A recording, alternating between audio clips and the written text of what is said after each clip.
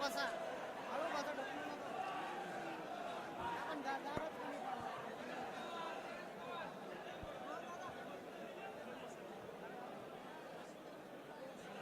सारखं मागं सारखं आता बसलेलं आहे. बसा आपण आता कार्यक्रमाला सुरुवात करतोय. थोडा मला कॉर्डलेसला आवाज द्या. थोडा कॉर्डलेसला आवाज द्या.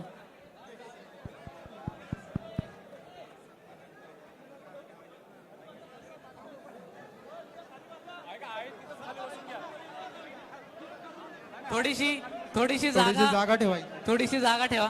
मागे सरका जरा जरा मागे सरका. इकडचे हे थोडे मागे सरका मागे सरका. मी साहेबांना कृपया जरा मागे सरकून घ्या. थोडस बसलेल्या व्यतिरिक्त थोडस मागे सरकून घेऊन घ्या. दोन्ही बाजूनी मागे सरकून घ्या. थोडस शरद पवार जैसा हो, शरद पवार जैसा हो. अरे कोण आला रे, कोण आला?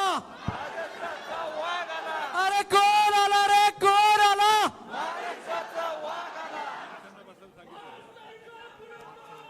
मागच्यांनी बसून घ्या. स्टेजच्या मागे जे त्यांनी बसून घ्या खाली जाग्यावर.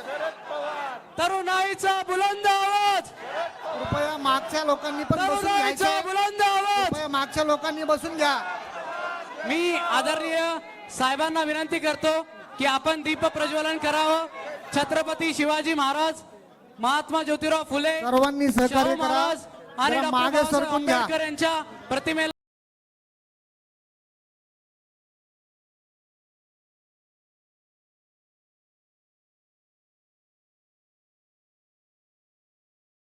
विनंती आहे की त्यांनी खाली बसून घ्यायचे. कोण आला? स्टेजच्या मागील सर्व तरुणांना विनंती.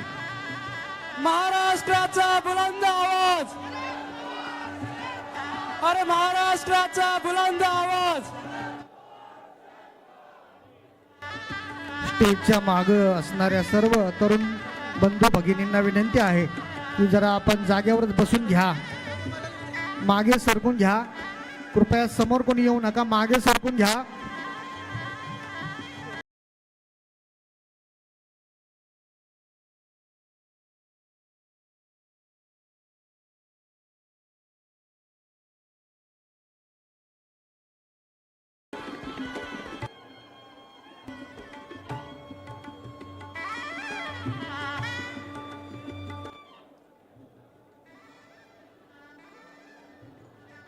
या शिल्पाचं अनावरण करायचंय. पवार साहेबांच्या हस्ते शिल्पाचं अनावरण. साहेब संभाजी महाराजांच्या शिल्पाचं अनावरण होतंय पवार साहेबांच्या हस्ते. छत्रपती शिवरायांचा तरुण बुलंद छावा, छत्रपती संभाजी महाराज की जय. छत्रपती संभाजी महाराज की जय. कोण आला रे, कोण आला? शरद पवार. मागे सरकून घ्या. कृपया मागे सरकून घ्या. सर्व विद्यार्थ्यांना विनंती आहे की जरा मागे सरकून घ्या.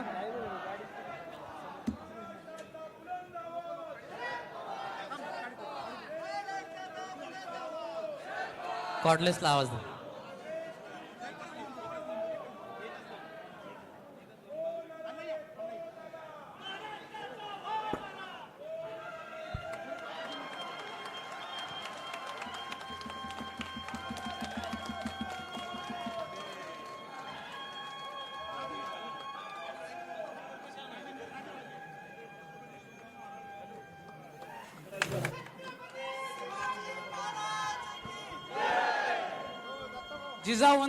जिजाऊ वंदनेसाठी पुढे यायचंय बनबरे ताई. जिजाऊ वंदना. सुवर्णताई बनबरे, जिजाऊ वंदना. सरका जरा जाऊ द्या त्यांना पुढं.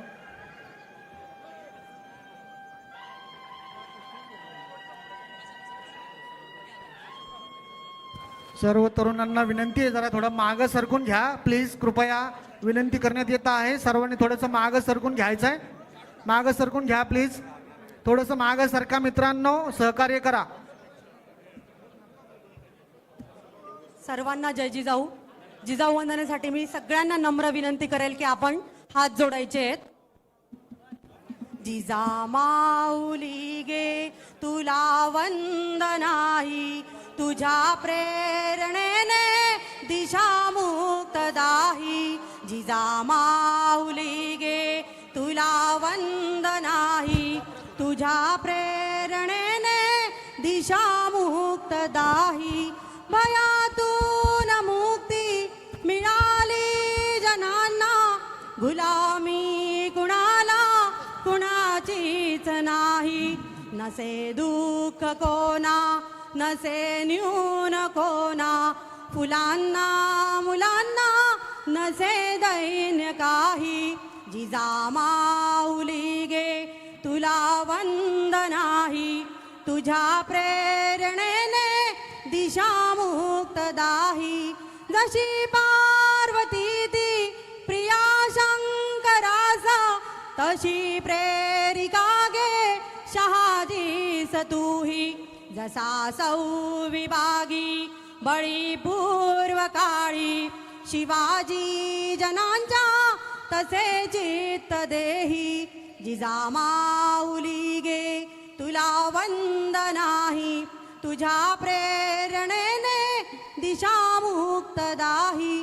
तुझ्या संस्कृतीने, तुझ्या जागृतीने प्रकाशात नाती मनेही प्रवाही. तुला वंदिताना सुखी अंग अंग, खरा धर्माता शिवाचाच पाही. खरा धर्माता शिवाचाच पाही. जिजामाऊली गे तुला वंदनाही, तुझ्या प्रेरणेने दिशा मुक्तदाही. तुझ्या प्रेरणेने दिशा मुक्तदाही. जय जिजाऊ, जय शिवराय. छत्रपती श्री शिवाजी महाराज की, छत्रपती श्री धर्मवीर संभाजी महाराज की.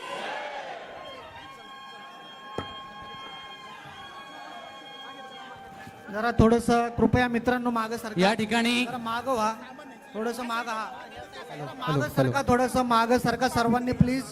कृपया सर्वांना विनंती करण्यात येत आहे की सर्वांनी थोडस मागं सरकून घ्या, जागा द्या. या जरा ठिकाणी थोडस आता- मागं सरकून घ्या, कृपया सहकार्य करा मित्रांनो. कृपया मागं सरकून घ्या, कृपया व्यंग्यातल्या मागे घ्या, लोकांनी मागे. मागं सरकून घ्यावं थोडं. थोडस मागं या मित्रांनो, थोडस मागं या तुम्ही. डेस्कच्या मागच्या बाजूला सर्वांनी यायचंय. कृपया सर्वांना विनंती आहे. माईक आता बंद कर. आपण आता कार्यक्रमाला सुरुवात करतोय. मी आदरणीय पवार साहेबांना सांगू इच्छितो, साहेब जेवढी मुलं आज या बालगंधर्व रंगमंदिरात आहेत त्याच्याहून डबल पोरं बालगंधर्व रंगमंदिराच्या बाहेर उभी थोडं आहेत. मागं सरका, मागं सरकून घ्या. इतकी प्रचंड अस्वस्थता या तरुणाईमध्ये आहे. आज तरुणाईंना त्यांचं भवितव्य हे सिक्युअर्ड वाटत नाहीये. तरुणांना आता कॉन्फिडन्स राहिलेला नाहीये की या देशामध्ये आपलं भवितव्य सुरक्षित होईल का नाही, आपल्या मुलाबाळांचं भवितव्य सुरक्षित होणार आहे का नाही, ही चिंता या तरुणाईला लागून राहिलेली आहे. ही तरुणाईची गर्दी ही अस्वस्थता प्रकट करते आणि या तरुणाईला फक्त एकच माणूस आश्वासक वाटतोय, तो म्हणजे 84 वर्षाचा तरुण बुलंद आदरणीय शरद पवार साहेब.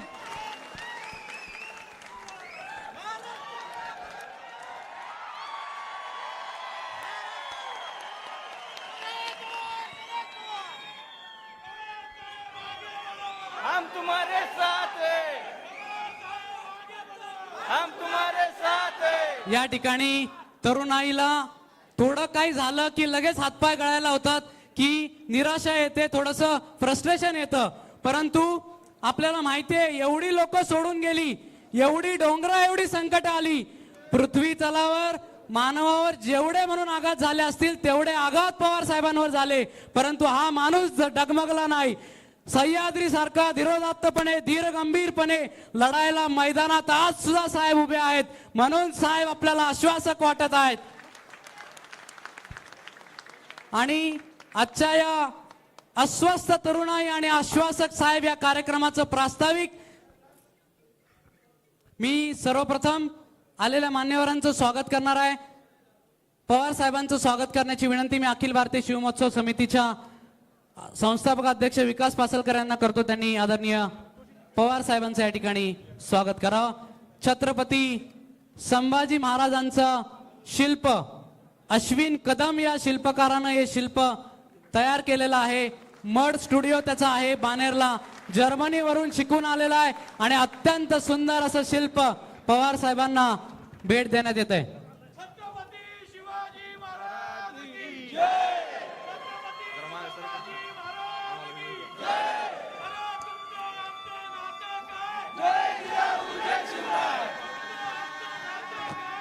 शिंदे साहेब यांचं स्वागत करण्याची विनंती मी कुलदीप आंबेकर आणि गणेश उबाळे यांना करतो. त्यांनी झेंडे सरांचं या ठिकाणी स्वागत करायचं आहे.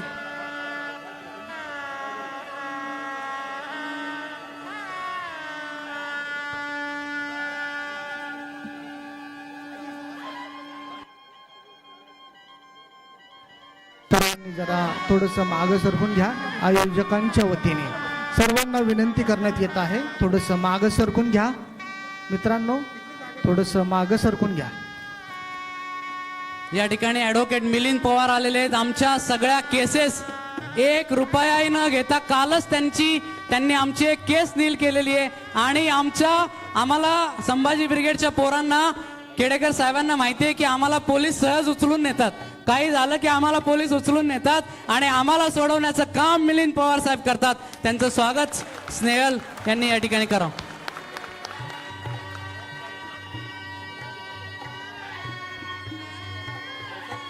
या ठिकाणी शहराध्यक्ष प्रशांतदादा जगताप, अरुण अप्पा निमन यांचं या ठिकाणी स्वागत. MEAचे चेअरमन प्रशांतदादा जगताप यांचंही स्वागत, अरुण अप्पांचं या ठिकाणी स्वागत आणि शेवटचा सत्कार रवींद्र भाऊ दंगेकर.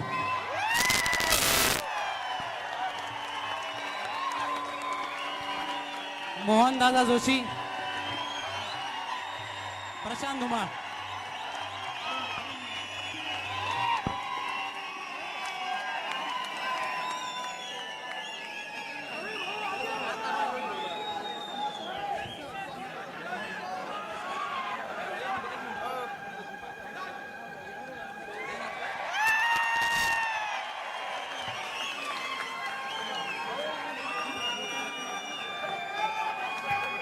आमदार अशोक पवार यांचा या ठिकाणी सन्मान होतोय.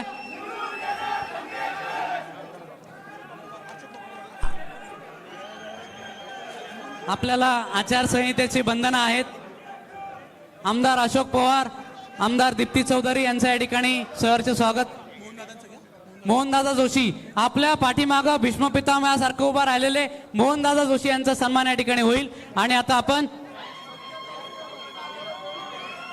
अंकुश अण्णा काकडे यांचंही स्वागत, चंद्रकांत मोकाटे यांचंही स्वागत, प्रशांतदादा जगताप त्यांचं स्वागत. आणि आता मी विकास अण्णा पासलकर यांना विनंती करतो की अस्वस्थ तरुणाई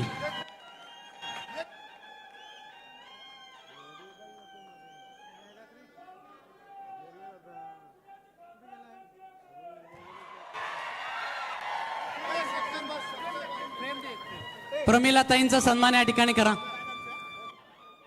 कार्यकर्त्यांनी जागेवरती जाऊन आता सत्कार करा. सत्कारामध्ये आपला वेळ खूप जातोय. कृपया सर्वांना विनंती आणि सगळेजण आपल्याला समजूनही घेतील.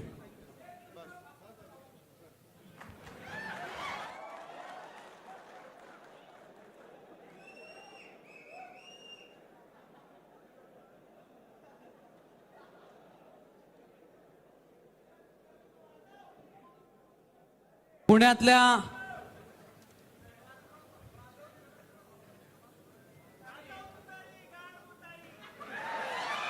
आपण कृपया भाषा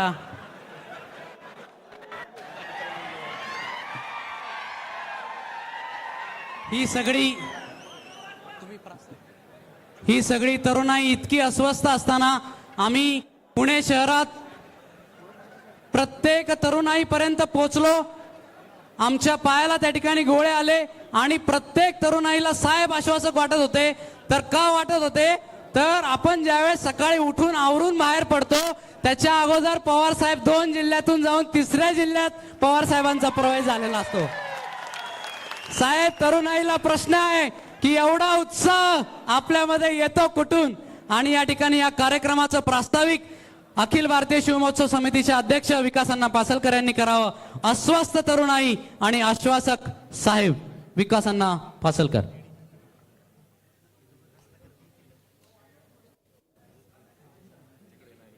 अस्वस्थ तरुणाई, आश्वासक साहेब. महाराष्ट्रातील तरुणांचे खऱ्या अर्थाने जे मानसिक संतुलन आणि अस्वस्थता निर्माण झालेली आहे. 10-15 वर्षापूर्वी 2025ला हा देश महासत्ता होईल असं वाटत असताना आज प्रत्येक तरुणाला गेल्या मागच्या 10 वर्षामध्ये का अस्वस्थता आलेली हा खरा प्रश्न आहे. आणि म्हणून या ठिकाणी या अस्वस्थतेसाठी सगळेजण जमलेले आहेत. आणि या जमलेल्या अस्वस्थ तरुणांना आश्वस्त फक्त एकच चित्र दिसतं, ते आदरणीय शरदचंद्रजी पवार साहेब. आज या तरुणांनी जी वेळ मागितली त्या वेळेला साहेबांनी या ठिकाणी मान दिला. आणि सध्या देशात आणि राज्यामध्ये सगळं निवडणुकीचं वातावरण असताना साहेबांनी वेळ दिला की या तरुणांपर्यंत गेलं पाहिजे, पोचलं पाहिजे. आज साहेब आले, त्याबद्दल या ठिकाणी साहेबांचं मी मनापासून या ठिकाणी आभार. या ठिकाणी त्याचबरोबर भूषण राजे होळकर हे आपले यशवंतराव होळकरांचे वंशज या ठिकाणी आलेले आहेत. त्यांचं ठिकाणी इंदूरवरून ते या ठिकाणी आलेले आहेत. त्यांचं सुद्धा या ठिकाणी सहर्ष असं स्वागत. त्याचबरोबर ज्यांनी आम्हाला गेल्या 10-20 वर्षामध्ये या महाराष्ट्रामध्ये सामाजिक चळवळ, जाती अंतामधला भेद मिटवला पाहिजे आणि आपण सगळी शेतकऱ्याची, बहुजनांची पोरं आहोत हा विचार दिला, त्या मराठा सेवा संघाचे संस्थापक अध्यक्ष आदरणीय पुरुषोत्तम खेडेकर साहेब आज 10 वर्षानंतर पुण्यामध्ये या कार्यक्रमासाठी उपस्थित आहेत.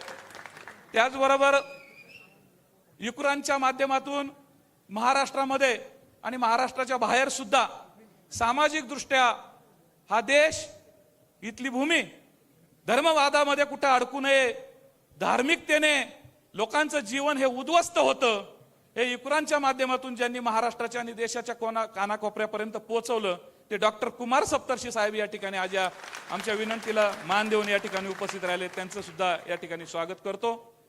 आमच्या शिक्षण क्षेत्रामधल्या प्रमिलताई गायकवाड असतील, आमचे आमदार अशोकरावजी पवार साहेब असतील, अंकुशांना काकडे असतील, दीप्तीताई चौधरी असतील, आमचे ऍडव्होकेट मगाशी सांगितलं की गेल्या 20 वर्षामध्ये अनेक सामाजिक क्षेत्रामध्ये काम करत असताना अनेक गुन्हे आमच्यावरती झाले, परंतु आम्ही त्या गुन्ह्यांमधून सही सलामत बाहेर येत असताना ज्यांनी आम्हाला मदत केली ते ऍडव्होकेट मिलनजी पवार. पुणे शहरामध्ये हे अशा धामधुमीच्या वातावरणात कोण कुठल्या गल्लीतनं कोण कुठं पळून जाईल अशा अस्वस्थ वातावरणामध्ये एक शिलेदार मावळा या ठिकाणी राष्ट्रवादी काँग्रेस पक्षाची धुरा सांभाळते ते प्रशांतजी दादा जगताप. त्याचबरोबर आमच्या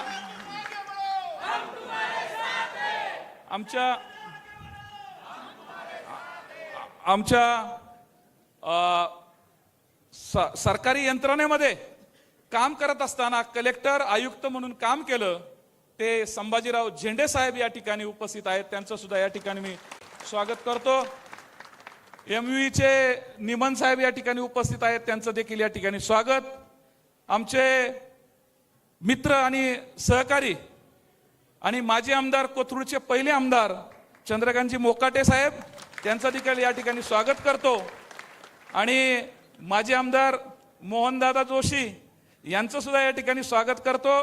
गणेशराव माने यांचं सुद्धा स्वागत करतो. आणि शेवटला कसब्याचा यक्का रवींद्रजी दंगेकर यांचं देखील स्वागत करतो. विचारपीठावरती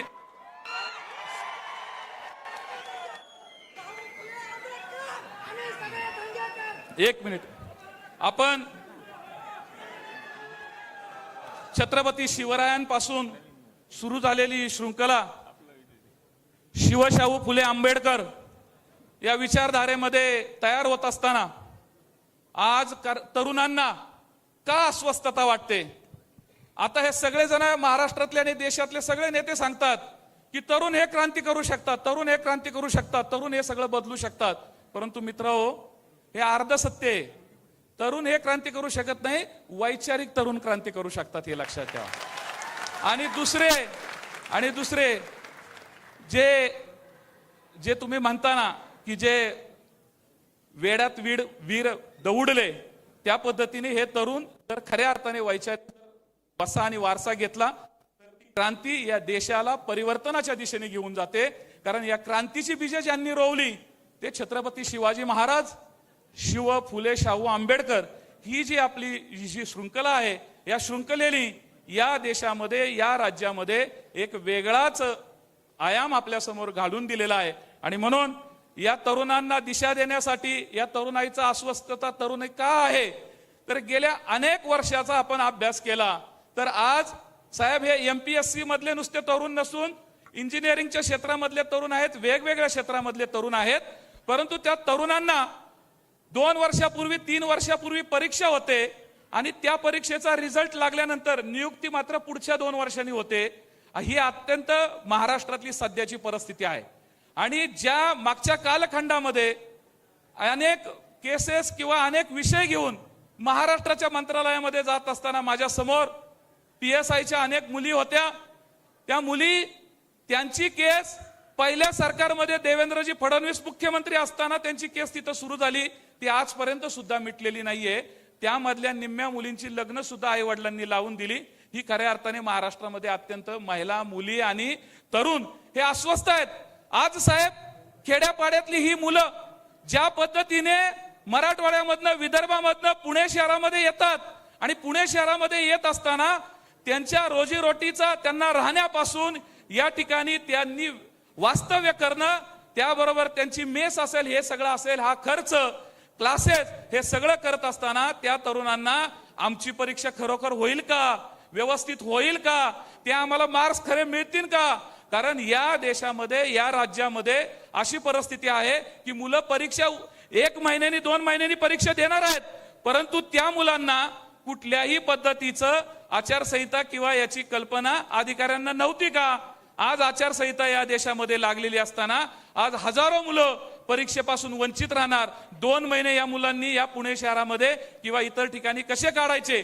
आणि म्हणून ही अस्वस्थता संपूर्ण महाराष्ट्रभर पसरलेली आहे. ही अस्वस्थता केवळ नोकरी लागत नाहीये म्हणून पसरलेली नाहीये, तर ही अस्वस्थता जाती जातीमध्ये भेद सुद्धा निर्माण झालेला आहे, धर्माधर्मामध्ये सुद्धा भेद निर्माण झालेला आहे.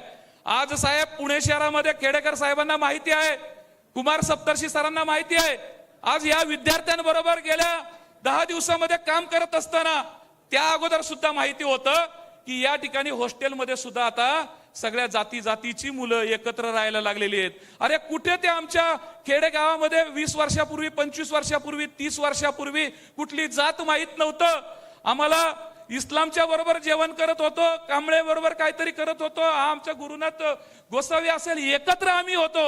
आम्ही गावच्या गावगाड्यामध्ये कधीही आम्हाला जात ही आमच्या डोक्यात आलेली नाही. आणि 20-25 वर्षापासून मराठा सेवा संघाने आणि संभाजी ब्रिगेडने आणि अखिल भारतीय शिव महोत्सव समितीने हे जातीय जे वातावरण होतं हे बदलवण्याचा प्रयत्न केलेला होता.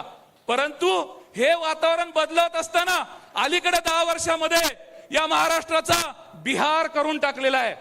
मला राजकीय गोष्टीवरती आज भाष्य करायचं नाहीये, परंतु छत्रपती शिवाजी महाराजांचा वारसा आम्ही सांगतो. ज्या छत्रपती शिवाजी महाराजांनी या सगळ्या शाह्यांना नमवलं, आदिलशाही नमवली, निजामशाही नमवली, आणि आज आमचे प्रामाणिक मावळे स्वतःला मावळे म्हणून घेतात आणि ते तिथं दिल्लीला जाऊन मुजरा करतात. ही खऱ्या अर्थाने शोकांतिका आहे. आणि म्हणून या महाराष्ट्रामधील तरुणांनी केवळ MPSCच्या आणि बाकीच्या सार्वजनिक जीवनामध्ये सुद्धा तुमची आमची जबाबदारी आहे. एका कार्यक्रमाच्या निमित्ताने आदरणीय साहेबांना अनेक प्रश्न येतील, मुलं या ठिकाणी आपली व्यथा मांडतील. या कार्यक्रमामधनं किमान आम्ही महाराष्ट्राच्या कानाकोपऱ्यातली तरुणाचा हुंकार जरी पोचवू शकलो ना, तरी ते आमच्यासाठी खूप महत्वाचं आहे. आणि म्हणून साहेब तुमच्याकडं तुमच्याकडे आज 84 वर्षाचं वय असताना सगळ्या तरुणांना वाटतं की हा 84 वर्षाचा तरुणच आमचे प्रश्न हा सोडवू शकतो. याबद्दल त्यांच्या मनामध्ये एक खूप मोठी आशा आहे. आज राज्यामध्ये निवडणुका आचारसंहिता लागलेल्या आहेत. साहेब, काही मुलांच्या परीक्षा आणि काहींचे प्रश्न आहेत. या प्रश्नाच्या संदर्भामध्ये तुम्ही राज्यपालांशी बोललं पाहिजे की राज्यपाल महोदयांना या काळामध्ये निर्णय घेता येतात आणि या निर्णयाच्या संदर्भामध्ये काही पोलीस प्रशासनामध्ये काहींच्या नियुक्त्या रखडलेल्या असतील, काही आता काल परवा MPSCचे रिझल्ट लागलेले आहेत आणि वेगवेगळ्या महाराष्ट्राच्या वेगवेगळ्या खात्याच्या माध्यमातून ज्या परीक्षा झालेल्या आहेत त्याचं सुद्धा या ठिकाणी निवारण करण्याची गरज आहे. आणि म्हणून अलीकडच्या काळामध्ये या देशामधील धार्मिक आणि जातीय विद्वेष जो पसरलेला आहे तो सुद्धा तरुणांच्या अस्वस्थतेचं मुख्य कारण आहे. आणि म्हणून आपल्याला या पुढील काळामध्ये सर्वांना हातात हात घेऊन काम करावं लागेल. या पुणे शहरामध्ये खेडेकर साहेबांच्या मार्गदर्शनाखाली आम्ही 20-25 वर्षामध्ये इथली सामाजिक घडी जी आहे, छत्रपती शिवाजी महाराज, फुले शाहू आंबेडकर, ही व्यवस्था टिकवण्याचं काम मित्रांनो केलेलं आहे. त्याच्यासाठी आम्हाला अनेक अडचणी आलेल्या आहेत. या अडचणीवरती मात देऊन या ठिकाणी ज्या संकट काळामध्ये छत्रपती शिवाजी महाराजांनी ज्या संकटांना मात दिली, आज तोच छत्रपती शिवाजी महाराजांचा विचार घेऊन आदरणीय पवार साहेब सुद्धा या संकटाला तोंड देत आहेत. मित्रांनो, लक्षात घ्या, दिल्लीचे सत्ताधीश आहेत आणि ते सत्ताधीश आमच्या इथल्या मावळ्यांना, घरादारांना घरदार हे फोडत आहेत. आणि ते सत्ताधीश या महाराष्ट्रातील एक बुलंद आवाज आदरणीय शरदचंद्रजी पवार साहेब यांना संपवण्यासाठी प्रयत्न करत आहेत. परंतु हा कच्चा पेला नाहीये, कच्चा चेला नाहीये. हा या ठिकाणी आमच्या शारदाबाई गोविंदराव पवारांच्या पोटी जन्माला आलेला हा हिरा आहे, हे लक्षात घ्या. जसा आमच्या जिजाऊंनी शिवबा घडवला, खेडेकर साहेब सांगतात की आमचा शिवबा असा घडला की औरंगजेबाच्या दरबारात सुद्धा ज्यावेळेस शिवबा गेले होते त्यावेळेस शिवबाला बघायला सुद्धा तिथले सगळेजण अस्वस्थ झालेले होते, सगळेजण उत्सुक होते. आणि अस्वस्थता ही होती की हा शिवबा या दरबारात सुद्धा काही घडवून आणू शकतो आणि या दिल्लीची सत्ता पालती करू शकतो. हा तिथल्या लोकांना सुद्धा एक वेगळा आत्मविश्वास होता. आणि म्हणून त्याच पावलावरती पाऊल टाकणारे आदरणीय शरदचंद्रजी पवार साहेब या महाराष्ट्राचं आणि या देशाचं चित्र बदलू शकतात, तरुणांना नवी दिशा देऊ शकतात. आणि यासाठी तुमच्या आमच्या सर्वांच्या जिव्हाळ्याच्या प्रश्नासाठी 24 तास आम्ही या पुणे शहरामध्ये तुमचे प्रश्न सोडवण्यासाठी कायम कटिबद्ध आहोत. या देशाला आणि या राज्याला आपल्याला खऱ्या अर्थाने नवी दिशा द्यायची आहे. आणि म्हणून इतिहासामध्ये अनेक या ठिकाणी षडयंत्रकारी लोक होते, त्यांनी या राज्याचा इतिहास, भूगोल आणि राजकारण सगळंच बदललेलं आहे. म्हणून हे अनाजी पंत सुद्धा तुम्हाला आम्हाला ओळखण्याची गरज आहे. आणि या अनाजी पंतांच्या वैचारिक दिवाळखोरी म्हणा त्याला, त्या वैचारिक दिवाळखोरीने महाराष्ट्रामधील संपूर्ण अस्वस्थता देखील पसरलेली आहे की आज काय होईल, काय प्रश्न येतील. राजकारणाच्या ठिकाणी ठेवून समाजामध्ये अस्वस्थता पसरणार नाही, जाती जातीमध्ये तेढ निर्माण होणार नाही, धर्माधर्मामध्ये संघर्ष निर्माण होणार नाही. ही राज्याच्या प्रमुखांची जबाबदारी असते. परंतु ते प्रमुख आज आपली जबाबदारी विसरलेले आहेत आणि खऱ्या अर्थाने तरुण या देशाचं भवितव्य असतं. आणि म्हणून तरुणांचं संरक्षण कसं केलं पाहिजे. मला काल परवा सुद्धा माहिती मिळाली की राजस्थानमध्ये साहेब 500 रुपये एका मुलाने एकदा भरले की तो वर्षभर त्या परीक्षा देत राहतो. आणि आज आमच्या महाराष्ट्रामध्ये प्रत्येक परीक्षेला 1000 रुपये त्या मुलाला द्यावे लागतात, 1000 रुपये भरावे लागतात. आणि त्या माध्यमातून त्याने किती परीक्षा द्यायच्या, किती वेळा त्या आई वडिलांना कर्ज काढायला लावायचं. आज मराठवाड्यातल्या आमच्या सर्वसामान्य कुटुंबातल्या मुलांना त्याच्या आई वडिलांच्या 25,000 रुपये सुद्धा उत्पन्न नसतं. त्याचे आई वडील गळ्यातले दागिने घाण ठेवून सुद्धा या ठिकाणी आपल्या मुलाला परीक्षेसाठी पाठवतात, शिकण्यासाठी पाठवतात. का तर ती आई आस लावून बसलेली असती की माझा मुलगा कधीतरी PSI होईल, माझा मुलगा तहसीलदार होईल, माझा मुलगा काहीतरी तलाठी तरी होईल. अशा पद्धतीने ती बिचारी त्याच्या शिक्षणाच्या माध्यमातून तो काहीतरी घराचं दाराचं आपलं भवितव्य उज्ज्वल करेल अशा पद्धतीची ती आस लावून बसलेली असती. त्या माय माऊलीचे अश्रू देखील पुसण्याचं काम साहेब आपण केलं पाहिजे. कारण ही महाराष्ट्रातील तरुणाई ही एखाद्याला डोक्यावरती घेते आणि हीच तरुणाई एखाद्याला पायदळी सुद्धा तुडवते. हा सुद्धा इतिहास या ठिकाणी आपण लक्षात घेतलं पाहिजे. आणि म्हणून इतिहासाच्या अंगाने बोलत असताना अनेक विषयावरती बोलायचं होतं, परंतु आज या ठिकाणी आपल्याला ज्यांना ऐकायचंय ती अत्यंत महत्वाची आणि मौल्यवान माणसं आहेत, ज्यांचं खऱ्या अर्थाने जतन आपण केलं पाहिजे, ती आज या ठिकाणी आलेले आहेत. या सर्व कार्यक्रमासाठी विराज तावरे, प्रशांतजी जुमाळ आणि आमचे आंधळे बंधू या सर्वांनी जी मेहनत घेतली, त्या सर्वांनी जी ताकद लावली आणि सगळ्या तरुणाईने या ठिकाणी या कार्यक्रमाचा उत्साह वाढवला, त्याबद्दल पुनश्च एकदा सगळ्यांचं या ठिकाणी पुन्हा एकदा अभिनंदन करतो आणि या ठिकाणी थांबतो. जय जिजाऊ, जय शिवराय. धन्यवाद अण्णा.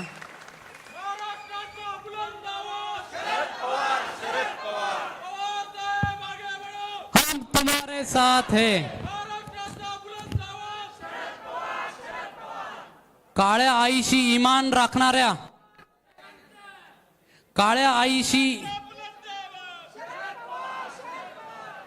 आईशी इमान राखणाऱ्या शेतकऱ्यांना आपला वाटणारा नेता म्हणजे शरद पवार. शेतकऱ्यांच्या दुःखाची जाणीव असलेला लोकनेता आणि त्यांच्यासाठी हजारो कोटींची कर्जमाफी करणारा नेता म्हणजे शरद पवार साहेब. आणि आज इथं बीड परळीवरून एक अस्वस्थ तरुण जो पुण्यामध्ये राहतोय, विजय आंधळे, जो अनेक वर्ष झालं या ठिकाणी तयारी करतोय. विजय आंधळे या ठिकाणी आलेला आहे. पवार साहेबांची वेळ घेण्यापासून सर्व तरुणाईपर्यंत काम करण्याचं धाडस या धडाडीच्या तरुणाने दाखवलंय. हा कार्यक्रम पवार साहेबांनी दिल्यापासून विजय 1 मिनिट सुद्धा त्या ठिकाणी थांबला नाही. त्या अस्वस्थ तरुणाईचा प्रतिनिधी विजय आंधळे, मी याला विनंती करतो की 2 मिनिटांमध्ये आपली अस्वस्थता पवार साहेबांसमोर व्यक्त करावी.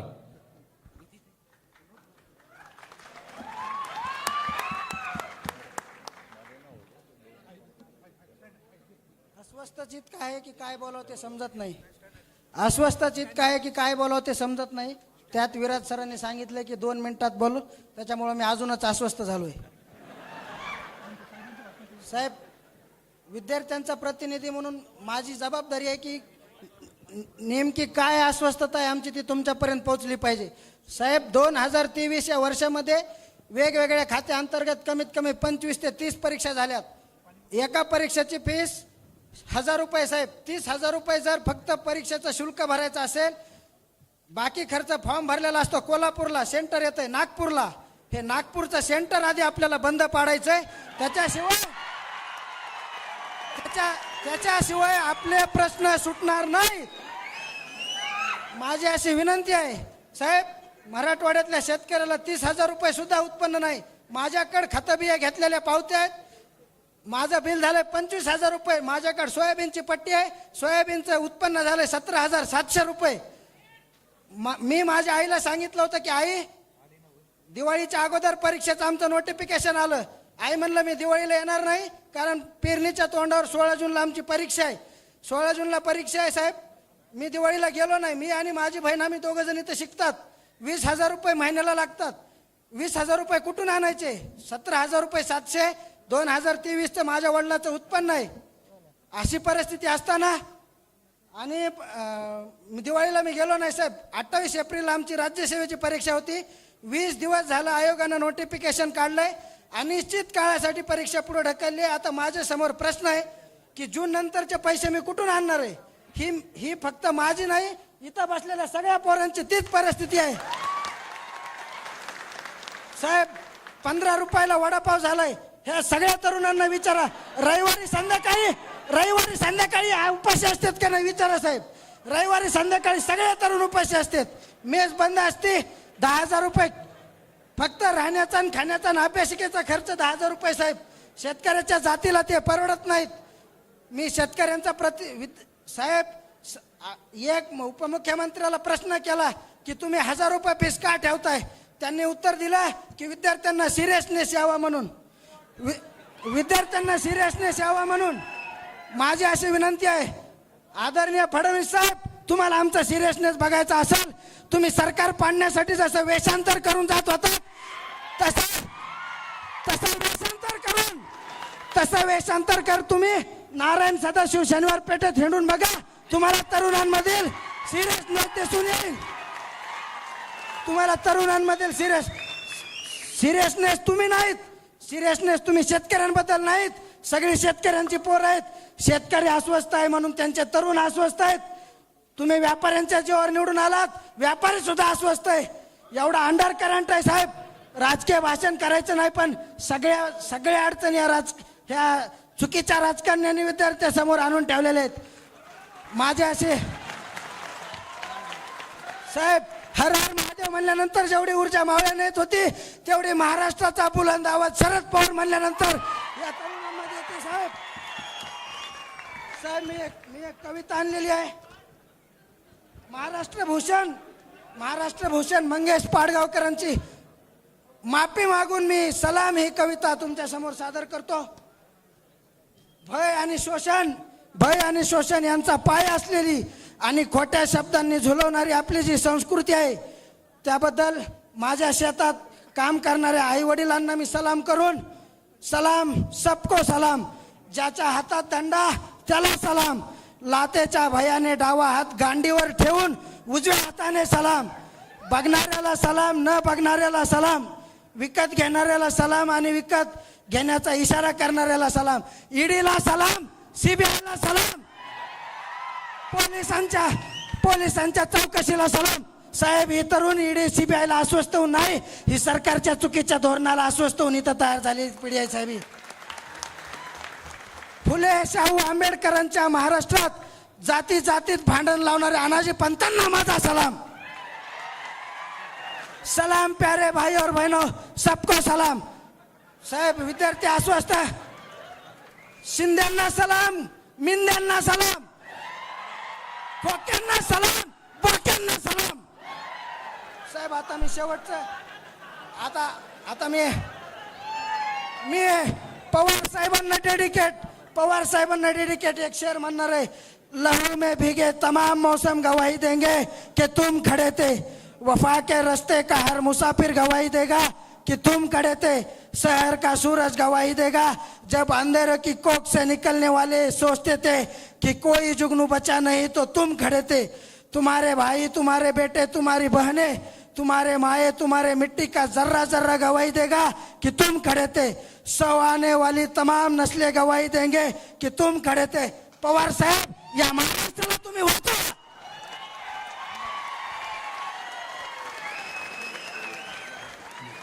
मला वाटतं विजयची जी बॉडी व्हायब्रेट होत होती, त्याचा शब्द आणि शब्द हा सच्चा होता. शब्द आणि शब्द हा आपल्या अस्वस्थतेचा प्रतीक होता.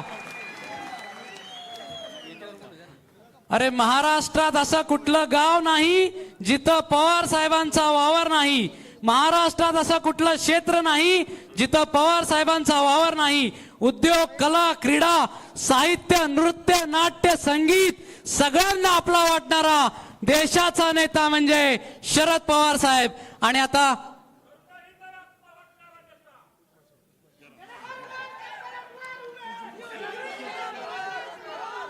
या ठिकाणी उजमा शेख PSI झालेली मुलगी आहे, ती आपलं मनोगत व्यक्त करेल. उजमा पुढे उजमा पुढे.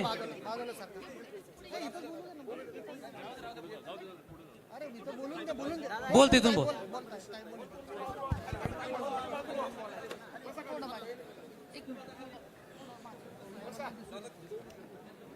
नमस्कार, मी शेख उजमा सलीम. नुकतीच माझी PSI या पदी निवड झालेली आहे.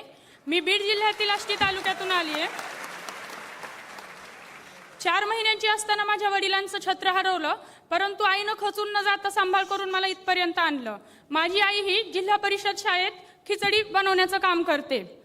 माझा कौटुंबिक संघर्ष हा खूप मोठा आहे, परंतु 4-5 वर्षापासून MPSC करते ना, तो संघर्ष हा माझा त्या संघर्षापेक्षाही जास्त मोठा ठरलाय. 2019 मध्ये मी MPSC करायला सुरुवात केली. 2020 ची PSI ची परीक्षा दिली. 3 वर्षानंतर 2023 मध्ये माझा निकाल लागला आणि दुर्दैवानं माझं सिलेक्शन राहून गेलं. परंतु वेटिंग लिस्ट मधून माझं सिलेक्शन होणार याची मला खात्री होती. जे मुलं PSI ला जॉईन करत नाहीत त्यांच्या जागीनंतर जे प्रतीक्षा यादीत मुलं असतात त्यांचं सिलेक्शन केलं जातं. यासाठी आम्ही भूक तहान विसरून कंटिन्यू पाठपुरावा करत होतो, परंतु आम्हाला प्रशासनात काही मदतच मिळत नव्हती. एके दिवशी मंत्रालयात गेलेलो असताना प्रमोद पाटील सरांच्या मदतीनं आम्ही रोहित दादांना भेटलो. आज दादा इथं आलेले नाहीयेत, परंतु दादांनी आम्हाला त्यावेळी खूप मदत केली. दादांनी आम्हाला मदतीचा विश्वासही दिला आणि आमचं म्हणणं जे आहे ते सगळं व्यवस्थितपणे ऐकून घेतलं. दादांनी आम्हाला गद्रे साहेबांकडे नेलं. साहेबांनीही डीजी ऑफिसला कॉल केला आणि प्रतीक्षा यादी लवकरात लवकर लागावी यासाठी विनंती केली. 18 मार्च रोजी आमची प्रतीक्षा यादी झाली आणि आम्ही 17 जण PSI झालो. तसेच गृह विभागाचे जे सचिव आहेत अमोल पाटणकर सर, त्यांनी आम्हाला खूप मदत केली. यासाठी मी माननीय रोहित दादा आणि माननीय पाटणकर सर यांची खूप खूप आभारी आहे. साहेब, मी तुम्हाला एक विनंती करते की जे MPSCचे निकाल आहेत ते लवकरात लवकर लागण्यात यावेत. त्याच्यानंतर त्यांना नियुक्त्या सुद्धा लवकर द्याव्या आणि जे वेटिंग लिस्टमधून मुलांचे पुन्हा सिलेक्शन होतात त्याचीही प्रोसेस फास्ट व्हावी यासाठी एक कायदा करण्यात यावा. साहेब, मी जरी आज PSI झाले तरी सुद्धा इथे समोर माझ्या मैत्रिणी आहेत जे की रडत होत्या आता स्टेजच्या मागे. याचं कारण असं आहे की आयोगानं जो ग्राउंडचा क्रायटेरिया आहे तो खूप टफ केला आहे, जो की मुलींसाठी खूप अवघड आहे.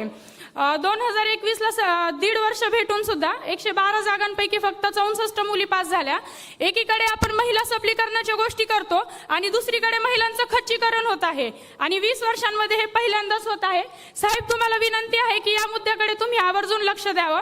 मला इथं बोलण्याची संधी दिली त्याबद्दल मी तुमची आभारी आहे. जय हिंद, जय महाराष्ट्र.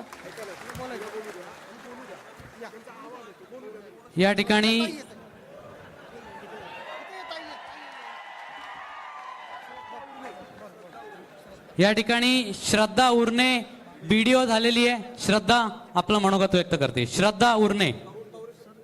आदरणीय साहेब, व्यासपीठावरील मान्यवर आणि उपस्थित सर्व विद्यार्थी मित्रमैत्रिणींनो, मी श्रद्धा उरणे सोलापूर जिल्ह्यातील अनगर या गावातून आलेली आहे. 2018 साली माझं ग्रॅज्युएशन यशवंतराव चव्हाण मुक्त विद्यापीठातून पूर्ण झालं आणि आत्ता 2023 साली माझी तलाठी, दुय्यम निबंधक, STI, ASO आणि त्याचबरोबर उपशिक्षणाधिकारी पदी निवड झालेली आहे. साहेबांचं सुरुवातीला आभार मानते, कारण मी तीच विद्यार्थिनी आहे जे तुम्हाला 2 वर्षापूर्वी पाहिलं होतं. बालगंधर्व चौकात आपलं MPSCचं आंदोलन झालं होतं आणि ऑब्जेक्टिव्ह पॅटर्नसाठी आपण जे आंदोलन केलं होतं आणि आपण त्यासाठी पाठपुरावा दिला आणि त्यामुळे 2 वर्ष अटेम्प्ट आम्हाला ऑब्जेक्टिव्ह पॅटर्नचा वाढवून मिळाला. त्यामुळेच माझी उपशिक्षणाधिकारीपदी निवड झाली. माझ्यासारख्या बऱ्याच विद्यार्थ्यांची यावेळेस निवड झाली. त्या सर्वांच्या वतीने मी आपला आभार मानते. आपल्याला सर्वांच्या वतीनं मला एक विनंती करायची आहे. 2024 सालीचा जो अटेम्प्ट आहे राज्यसेवेचा, तो हा ऑब्जेक्टिव्ह पॅटर्नचा शेवटचा अटेम्प्ट असणार आहे आणि अजूनही त्यामध्ये जागा कशा होणार आहेत, क्लास 1च्या किती आहेत, क्लास 2च्या किती आहेत, अजूनही त्या कळालेल्या नाही आहेत. क्लास 1च्या जागा तर अत्यंत कमी आलेल्या आहेत. जर वर्षातून एकदा ॲड येते आणि क्लास 1च्या जागा ह्या 50पेक्षा सुद्धा जास्त नसतात, तर आम्हाला DC होण्याचं, डेप्युटी कलेक्टर होण्याचं, DYSP होण्याचं स्वप्न हे आमचं कुठंतरी भंग पावतंय. सर्वांच्या वतीने मला तुम्हाला विनंती करायची आहे की आपण वैयक्तिक पातळीवरती पाठपुरावा करावा आणि क्लास 1च्या जागा जेवढ्या जास्तीत जास्त वाढवण्यात याव्यात. UPSC पॅटर्न प्रमाणे मोजक्या जागा या प्रत्येक वर्षी याव्यात यासाठी विनंती करावी. इथे आयोजकांनी मला बोलवलं आणि 2 शब्द बोलण्याची संधी दिली, याबद्दल मी सर्वांची आभारी आहे. जय हिंद, जय महाराष्ट्र. या ठिकाणी तरुणाईची, अस्वस्थ तरुणाईची प्रतिनिधी अश्विनी डोके सातव आपलं मनोगत व्यक्त करते. सन्माननीय सभागृह आणि या सभागृहात उपस्थित असलेले सगळे अस्वस्थ तरुण, आज या ठिकाणी अस्वस्थ तरुणाई आणि आश्वासक साहेब हा एक संवाद आयोजित करण्यात आलेला आहे. हिथले तरुण, या ठिकाणी असलेले तरुण हे फक्त अस्वस्थ नाही आहेत, तर त्याचबरोबर भरकटलेली आहेत. हे सगळ्यात महत्वाचं आहे. ती भरकटण्याची कारणं काय आहेत याच्यावरती पहिल्यांदा आपण लक्षात घेतलं पाहिजे. एकूण बेरोजगारीचं प्रमाण या देशामध्ये 83% आहे आणि त्या 83%मधले 34% तरुण जे आहेत, 34% हे जे तरुण आहेत त्यांचं वय वर्ष, बेरोजगारीचं जे प्रमाण आहे 83%पैकी 34% हे जे प्रमाण आहे त्यामध्ये जवळपास 45% तरुण आहेत की जे 30च्या 35च्या आतले आहेत. मग ही अस्वस्थता का वाढणार नाही? ही अस्वस्थता फक्त रोजगारापुरती मर्यादित नाहीये. ही अस्वस्थता आमच्या एकूणच आयडेंटिटी संदर्भातली आहे. नेमकं काय म्हणून आम्ही या समाजाला सामोरं जायचंय? 90च्या पर्यंतचा जर कालखंड जर पाहिला, त्याबरोबर वाढणारी ही सगळी पिढी आहे. आणि या पिढीमध्ये आम्ही वाढत असताना माणूस म्हणून, संविधानाला अभिप्रेत असलेला माणूस म्हणून जडणघडण जी आहे ती होत होती. परंतु 2014 नंतर इथलं जे वातावरण बदललेलं आहे, त्यानंतर धार्मिकता आणि सांप्रदायिकता हे दोन महत्वाचे मुद्दे जे आहेत ते महत्वाचे ठरतायत. आणि त्या ठिकाणी मग आमचं शिक्षण, आरोग्य आणि रोजगार हे कुठेतरी मागं पडत चाललेलं आहे. आणि फोकस केला जातोय तो केवळ आणि केवळ धर्मांधता वाढवण्यामध्ये. आम्हाला कुठेतरी राम मंदिराचं स्वप्न दाखवलं जातं. राम मंदिर उभं केल्यानंतर रोजगाराचा प्रश्न सुटेल असं सांगितलं जातं. प्रत्यक्षात मात्र तसं होताना सुटत नाही. वर्षानुवर्ष 5 वर्ष 6 वर्ष उच्च शिक्षण घ्यायचं, आईबापांनी कर्ज काढायचं आणि ते कर्ज काढल्यानंतर मग कुठेतरी थाटामध्ये एखादी वडापावची गाडी लावायची आणि त्या गाडीला नाव द्यायचं engineer vada pav, MBBS vada pav, MBA vada pav. जर मग वडापावाची गाडीच लावायची असेल तर आई बापाला कर्जामध्ये का ढकललं असतं आम्ही? का विदर्भाचा वगैरे सगळा तो भाग सोडून पुण्यामध्ये शिकायला MPSC करणारे हे तरुण का आले असते? कुठेतरी अभिप्रेत शिक्षणातून रोजगार मिळेल अशी अभिप्रेत असणारी प्रणाली आमच्याकडे का विकसित झाली नाही? या सगळ्यामुळे हे तरुण अस्वस्थ आहेत. आरक्षणासाठी आम्ही सगळे भांडतोय. आरक्षण आम्हाला मिळणं गरजेचंच आहे.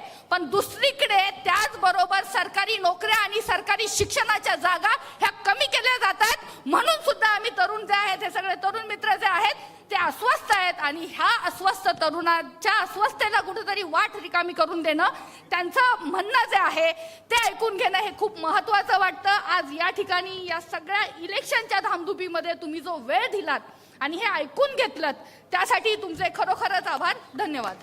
धन्यवाद अश्विनी. आता सक्षना सलगर, अस्वस्थ तरुणाईची प्रतिनिधी आणि महाराष्ट्रामध्ये जिचा बुलंद आवाज, शरद पवारांचा आवाज म्हणजे सक्षना सलगरचा आवाज, असं सध्याचं चित्र असताना सक्षण आता आपल्याला माहिती आहे की महाराष्ट्रातल्या सगळे जाती धर्म हे पवार साहेबांच्या बरोबर आहेत. महाराष्ट्रातल्या सगळ्या जाती या महाराष्ट्रातल्या पवार साहेबांच्या बरोबर आहेत. महाराष्ट्रातल्या प्रत्येक जातीतले तरुण हे पवार साहेबांबरोबर आहेत. तसेच एक धनगर समाजाची प्रतिनिधी म्हणून या ठिकाणी सक्षना सलगर, जी ME इलेक्ट्रॉनिक्स अँड टेलिकम्युनिकेशन आहे, ती सुद्धा अस्वस्थ आहे. आपलं मनोगत व्यक्त करेल 2 मिनिटांमध्ये सक्षना. नमस्कार. आज या ठिकाणी या मंचावरती तुम्हा माझ्या सर्वांचे नेते, महाराष्ट्राचा बुलंद आवाज तुम्ही मगाशी म्हणत होतात. खरं तर मी असं म्हणेन, होळकर साहेब तुम्ही महाराज इथं उपस्थित आहात, दंगेकर साहेब सर्व उपस्थित आहात. अरे हा महाराष्ट्राचा आवाज नाही, आपल्या महाराष्ट्राला अर्थ आवाज ऐकून घ्या. हा हिंदुस्थानचा बुलंद आवाज आहे. आणि या बुलंद आवाजाला बुलंद करण्याचं काम तुमचं, माझं आणि सर्वांचं आहे. तुम्हा सगळ्यांना वाटलं ही राष्ट्रवादी काँग्रेस पार्टीची कार्यकर्ता आहे म्हणून बोलते. सगळ्या पोरांना माझं सांगणं आहे. मगाशी तिथं बसलेले पोरं मला म्हटले, ताई कधी आलात? मी सुद्धा तुमच्यासारखीच मराठवाड्याच्या धाराशिव उस्मानाबाद जिल्ह्यातल्या एका खेड्यातली मुलगी आहे. आणि जिच्या आई वडिलांनी ज्वारी सोयाबीन काढलेलं आहे, या शेतकऱ्यांची मी मुलगी आहे. आणि शेतकऱ्याच्या याचा मला सार्थ अभिमान आहे. आज तुम्हा सगळ्यांचे प्रश्न मी बघत होते. मगाशी एक मुलगी, आता ह्या व्हिडिओ झालेल्या, त्या सांगत होत्या तुम्हा सगळ्यांना हजार रुपये वसूल करायचे आणि ह्या मोदी शहांनी यांची टगेगिरी करायची. ही जर टगेगिरी थांबवायची असेल तर यंदाच्या रिंगणामध्ये, लोकसभेच्या रिंगणामध्ये यांना आसमान दाखवण्याची जबाबदारी तुमची, माझी आहे. तुम्हाला मी सांगते, तुम्ही कोणी घाबरू नका. हे मोदी शहांचे ईडी बिडी तुम्हाला काय करत नाही हो.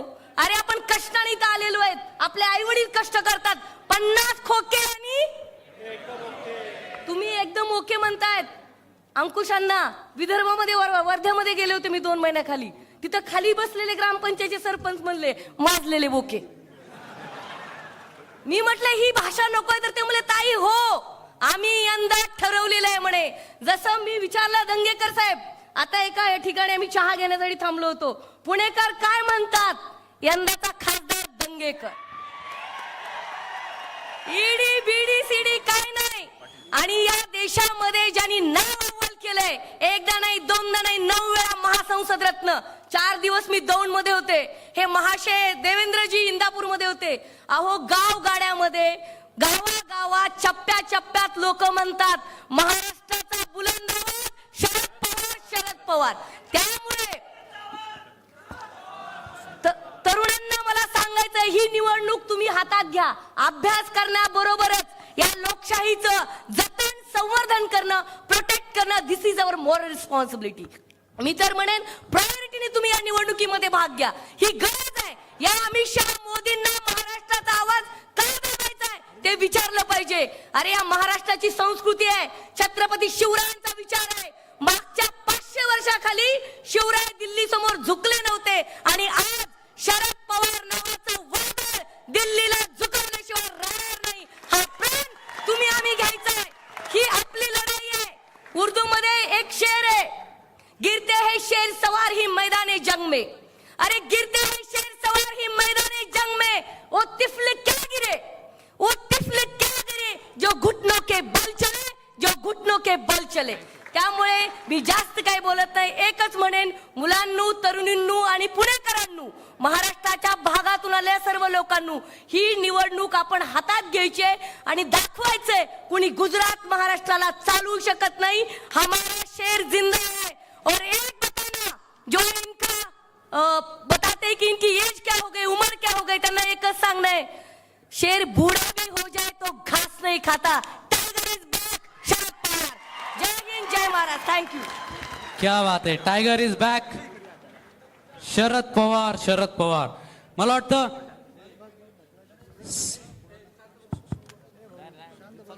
या ठिकाणी सारं संपत आहे असं वाटत असताना मी मैदानात उभा आहे आणि मी लढणार आहे. ती लढण्याची प्रेरणा म्हणजे शरद पवार साहेब. आणि आता अस्वस्थ तरुणाईचं प्रतीक आणि अनेक वर्ष विद्यार्थ्यांचं आणि युवकांचं नेतृत्व केलेले युक्रांचे 84 वर्षाचे कुमार सप्तर्षी सर. माझे परम मित्र 65 वर्षा कॉलेजपासून बरोबर असलेले माननीय शरद पवार, मला इथे निमंत्रित केलेले विकास पासलकर, चंद्रकांत मोकांडे, दंगेकर आणि खेडकर सारखे, खेडेकरांसारखे सिनियर माणसं आणि मित्रांनो, सर्वांना नमस्कार, राम राम, सलाम अलैकुम आणि जय भीम, जय मल्हार. एक लक्षात ठेवा की तुमचे प्रश्न आम्हाला माहीत आहेत आणि तुमच्या वाट्याला निराशा आलेली आहे. तुमचं भवितव्य कुठून काढायचं, संपवायचं असं आहे. कारण त्यांना असे तरुण पाहिजेत आजच्या सत्ताधाऱ्यांना की जे बुद्धी चालवणारच नाहीत. त्यांना सांगण्यात येतं की वर बुद्धीचे भीम पडले, तू विचार करू नकोस. पण आपण विचार करतो म्हणून अस्वस्थ आहोत आणि आपल्याला प्रश्न सोडायचे. आणि एक लक्षात ठेवा की सर्व प्रश्नांची उत्तरं आपल्या स्वतःमध्ये नसतात, ती समाजाच्या व्यवस्थेत, राजकारणात असतात. राजकारणात सर्व गोष्टींचे अंतिम निर्णय होतात, म्हणून राजकारणापासून कोणालाही दूर राहता येत नाही. आणि अशा वेळेला आत्ता देशामध्ये जे काय चाललंय ते ताबडतोब गेलं पाहिजे. हे कोणाचं राज्य आहे? ते एक व्यापारी लॉबी आपल्यावर राज्य करते आणि प्रत्येक गोष्टीत पैसा आणि खंडणी काढते. त्यांना काही जनतेचं देणं घेणंच राहिलेलं नाही हे दिसतंय. आणि आपल्याला महाराष्ट्रात मतदान करायचं आहे, पण निवडणूक देशाची आहे. आणि महाराष्ट्रात तर काय चाललंय, वरून कीर्तन आतून तमाशाचे, सगळा मनोरंजनच जास्त आहे, याच्यात काही राजकारण चाललेलं नाही. आणि अशा याच्यामध्ये तुम्हाला शहाणपणानं हे आव्हान स्वीकारावं लागेल. कारण कुठल्याही समाजावर संकट आलं तर तिथली तरुणाईच अंगावर घेत असते ते. आणि आमच्या पिढीनं घेतलंय म्हणून आम्हाला सांगण्याचा थोडासा गुंजभर अधिकार आहे. आमची पिढी संयुक्त महाराष्ट्र निर्माण करण्याचं आंदोलन घेतलेली पिढी आहे. 56 ते 60 आम्ही लढत होतो आणि त्यावेळेला महाराष्ट्रामध्ये जात गायब झाली होती. ना कोणी बामण होता, ना कोणी मराठा, ना माळी, ना धनगर, ना दलित. सगळ्यांना पाहिजे होतं की आपलं द्विभाषिक राज्य होतं, गुजरात आणि आपण एकत्र राज्य होतं. तर गुजरातचं ओझं बाजूला करून आम्हाला संयुक्त महाराष्ट्र पाहिजे होता मुंबईसह. तेव्हा सगळी पिढी लढली. तर त्या पिढीनं त्या काळातलं आव्हान स्वीकारायचं असतं, कारण त्यांच्यात एनर्जी असते. नाहीतर काय 22 वर्षाचे वृद्ध असतात, काय होणार नाही, ते ईव्हीएम मशीन आहे, आता मरतंय का मग मरतंय, असे असतात. म्हणून जो चॅलेंज स्वीकारत नाही तो तरुण असूच शकत नाही. तर आत्ताचं आव्हान आहे कशावर हल्लाबोल करायचा आहे. तर हल्लाबोल आहे देशाला मुक्त करायचंय व्यापारी कचाट्यातून. आणि ही गुजराती लॉबी आहे, म्हणजे संयुक्त महाराष्ट्रासारखं आंदोलन आहे. असंच तरुणांनी घेतलं होतं आणीबाणी घालवण्याच्या वेळेला. पक्ष वीक होते, पैसे नव्हते. एका घोड्याला 19 महिने रोज इनिमा दिला आणि दुसऱ्या घोड्याला 19 महिने चंदी घातली आणि त्यांची स्पर्धा लावली.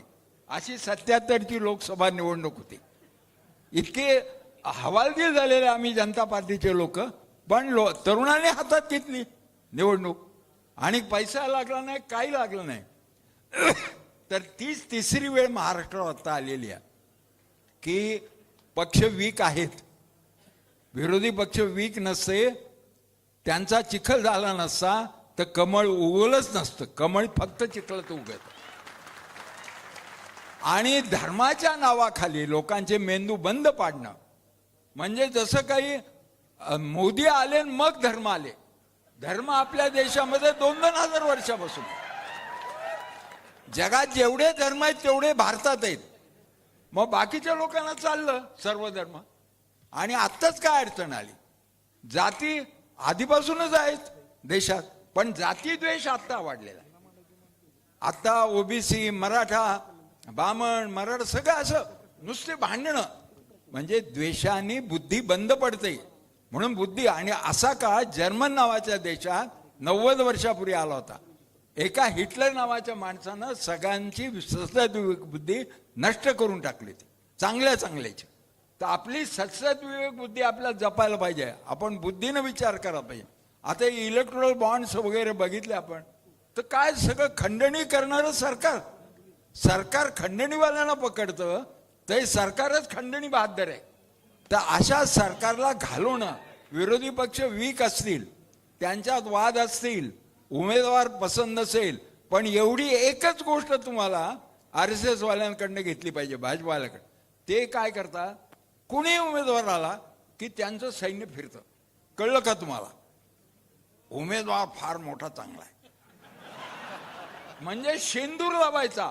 आधीचा दगड त्याला लावला शेंदूर, त्याला झाला मसोबा. आणि आपण मात्र आपल्याच उमेदवाराबद्दल बोलत असतो, पण उमेदवाराशिवाय निवडणूक होत नसते, हे लक्षात ठेवा. आणि म्हणून उमेदवार आमचा बेस्ट उमेदवार धंगेकर आहे असं म्हणतो. शिकणाऱ्यांनी काय दिवे लावलेत म्हणून त्याचं शिक्षण हे काढू नका, कारण त्याने जीवन शिक्षण घेतले, समाजातून शिकलाय, तो अनुभवाने शिकलाय. धंगेकर बेस्ट आहे हेच बोललं पाहिजे इथून पुढे मतदान होईपर्यंत. नंतर आपण त्याला शिकवणी लावू, तो भाग वेगळा बरं का. तर मित्रांनो, ही इलेक्शन साधी सुधी नाही, ही देशाचं भवितव्य घडवणार. त्याच्यात तुमचंही भवितव्य. आमच्याकडे गांधी भवनला मी अध्यक्ष आहे, तिथं अभ्यासिका, ते मुलांच्या बरोबर बसतो मी. तर मी सांगतो, शेतकऱ्यांचं वाटोळं केल्यानंतर त्यांच्या आत्महत्या सुरू झाल्या. बहुतेक स्पर्धा परीक्षांच्या मुलांच्या आत्महत्याची लाट येण्याचा धोका आहे. इतकी निराशा आहे, इतका छळ चाललाय त्यांचा, हे पाहतोय ना आम्ही. पण याचंच रूपांतर पराक्रमात करता येतं. आणि तो सगळा पराक्रम म्हणजे आता या भाजप नावाच्या, आणि त्या हिंदू आणि राम यांचा सुतराम संबंध नाही. म्हणजे हिंदू धर्माचा आणि हिंदुत्वाचा बिलकुल संबंध नाही.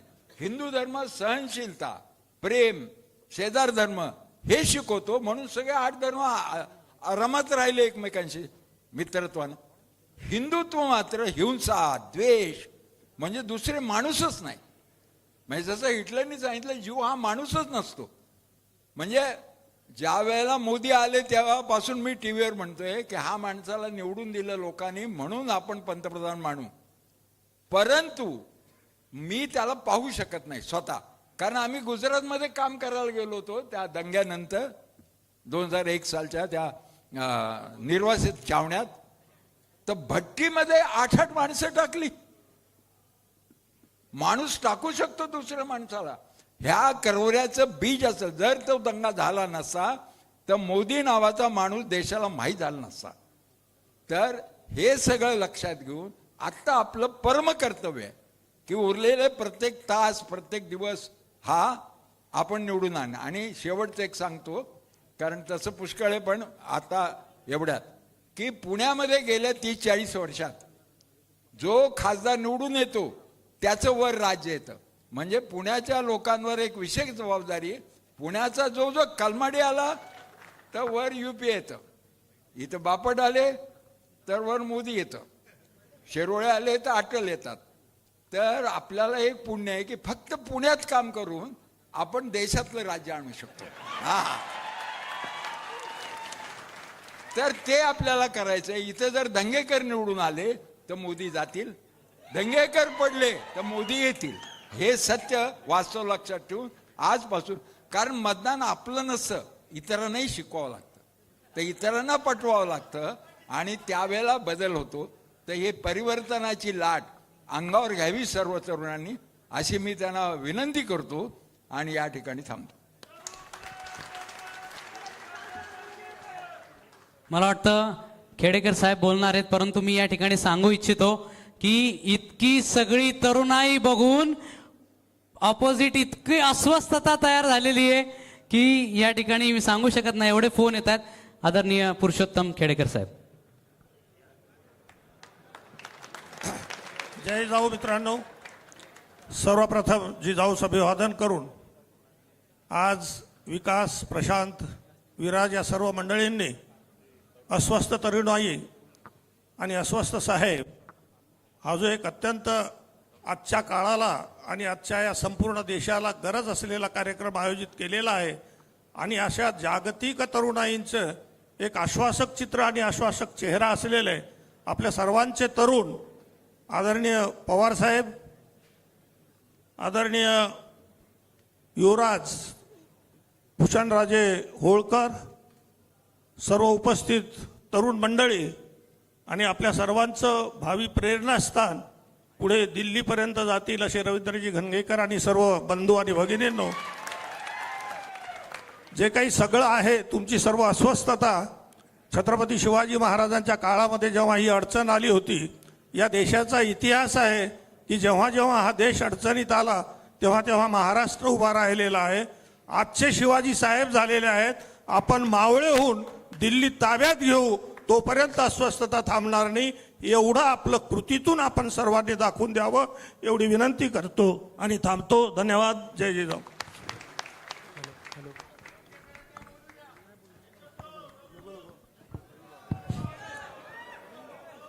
या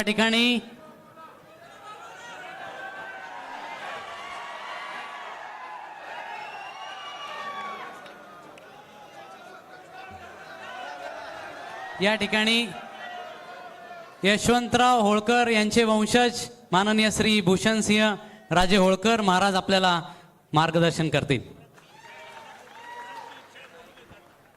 मुलांच्या वतीनं मला वाटतं आपल्या सगळ्यांच्या भावना पोचलेल्या आहेत आणि मी सुद्धा इच्छुक आहे. आदरणीय धंगेकर साहेबांना पहिले आपण ऐकूयात, मग बोलूया.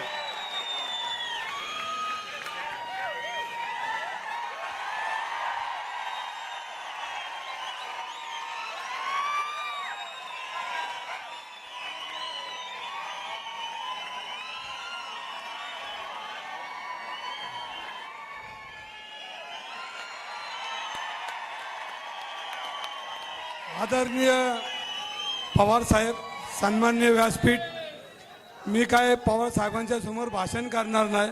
मी तुमच्यासारखा एक तरुण आहे आणि मला बी आश्वासक चेहरा त्यांचा वाटतं. मी एकच घोषणा देईन, ती मुंबईत आणि दिल्लीत गेली पाहिजे. छत्रपती शिवाजी महाराज की, शरद पवार, शरद पवार.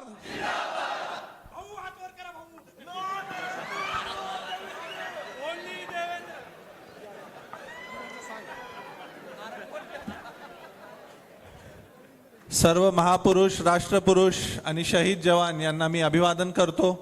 मंचावर उपस्थित आदरणीय साहेब आणि सर्वच सन्माननीय व्यासपीठ आणि विशेष करून माझ्या समोर जमलेला हा माझा सर्व तरुण मित्र परिवार, तुमचा सगळ्यांचा उत्साह पाहून मला कुठेतरी असं वाटतंय की मी पुन्हा माझ्या कॉलेजच्या दिवसात आलोय आणि हा सगळा माझा मित्र परिवार आहे आणि एका विषयाला घेऊन आपण कुठेतरी एकत्र आलेलो आहोत.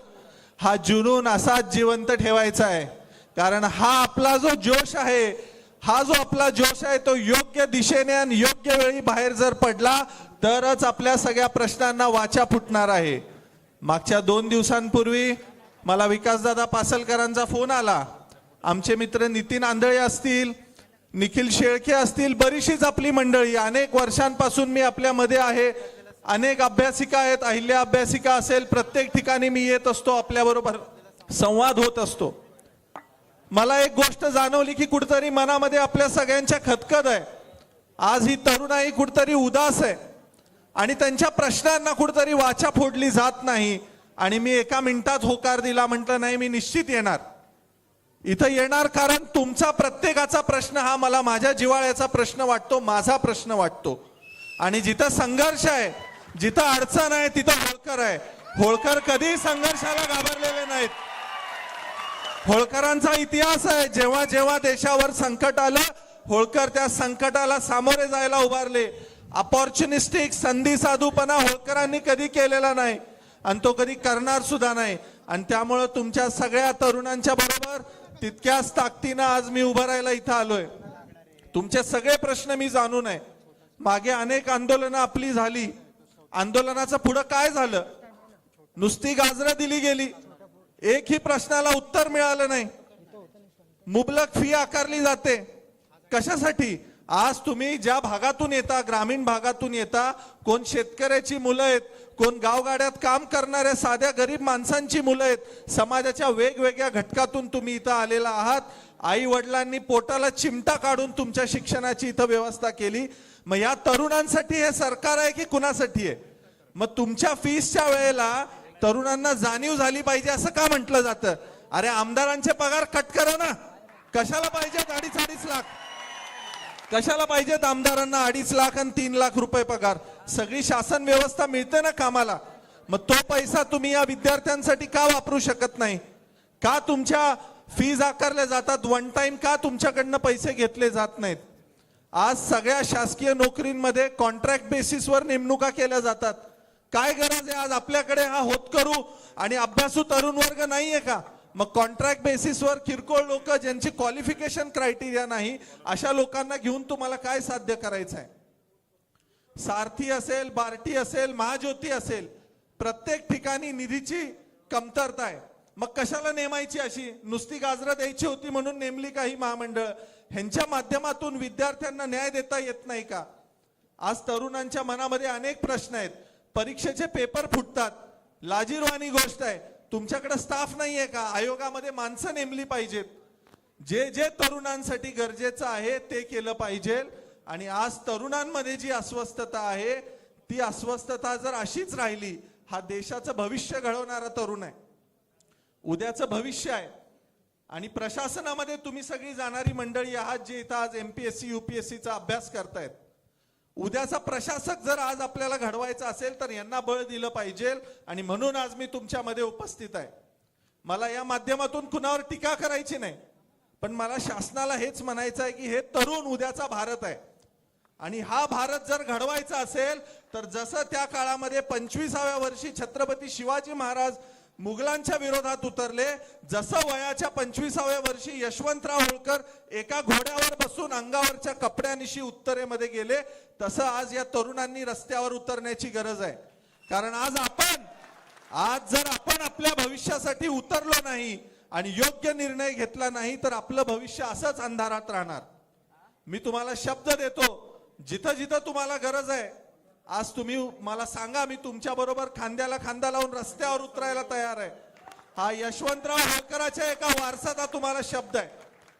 मग कुठलाही राजकीय पक्ष सत्तेत असू द्या, मला माहित नाही, पण या तरुणांच्या बरोबर मी तिथं तुमच्या खांद्याला खांदा लावून लढायला तयार आहे. आज देशामध्ये जाती धर्मामध्ये तेढ निर्माण केली जाते, वेगवेगळ्या विषयांवर बोललं जातं. मला इथं एकच गोष्ट सांगायची आणि ही सगळ्यात मोलाची आहे. यशवंतराव होळकर ज्यावेळेला लढत होते इंग्रजांच्या विरोधात सबंध देशामध्ये, लढाई करताना पैसा लागतो, पाठबळ लागतं. पैसा कुठनं उभा करायचा म्हणून यशवंतराव होळकरांनी सगळ्या देवस्थानांना पत्र लिहिली की आमच्या शांतीच्या काळात अहिल्यादेवींनी तुम्हाला भरघोस निधी दिलेला होता आणि आज देशाला इंग्रजांच्या पासून मुक्त करण्यासाठी आम्हाला पैशाची गरज आहे आणि तुम्ही आम्हाला आर्थिक सहकार्य करा.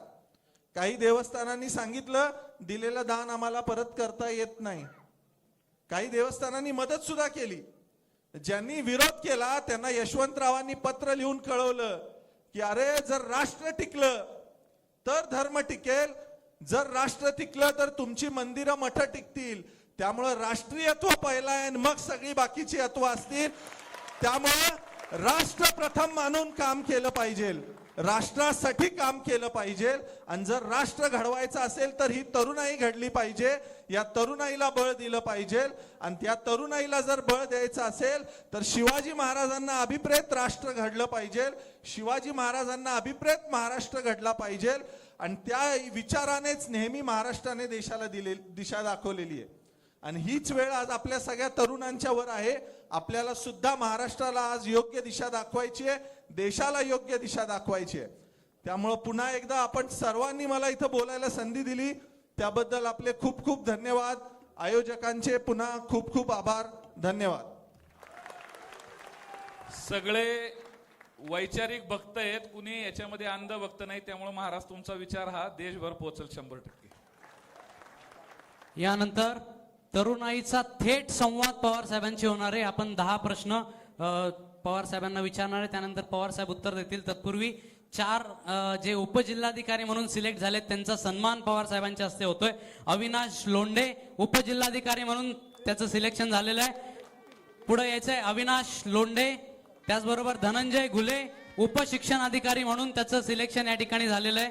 त्यानंतर श्रद्धा उर्णे उपशिक्षण अधिकारी म्हणून तिचं निवड झालेली आहे. विकास करंडे उपजिल्हाधिकारी म्हणून निवड. आणि विचार अखिल भारतीय शिव महोत्सव समितीचे धन्यवाद. की एका सामान्य साहेबांना माझा एक प्रश्न आहे की संरक्षण किंवा राजकारण हे दोन्ही क्षेत्र अशी आहेत की जिथे मुलींनी जाणं वर्ज्य होतं, पण तुमच्या पुढाकाराने म्हणजे तुम्ही आद्य पुरस्कर्ते राहिलेला आहात नेहमी महिला सक्षमीकरणासाठी.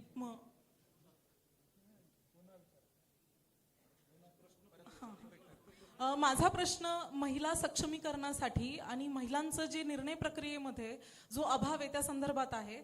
आणि माझा हा प्रश्न आहे की तुम्ही नेहमीच राजकारण असेल किंवा संरक्षण असेल प्रत्येक क्षेत्रामध्ये महिलांनी पुढे गेलं पाहिजे यासाठी तुम्ही नेहमी आद्य पुरस्कर्ते राहिलेला आहात महिला सबलीकरणाचे. परंतु राजकारणामध्ये आज ज्या महिला दिसतात तर त्या मोस्टली त्यांचे नवरा म्हणतो म्हणून राजकारणात आलेल्या असतात, घरचे म्हणतात म्हणून राजकारणात आलेल्या असतात.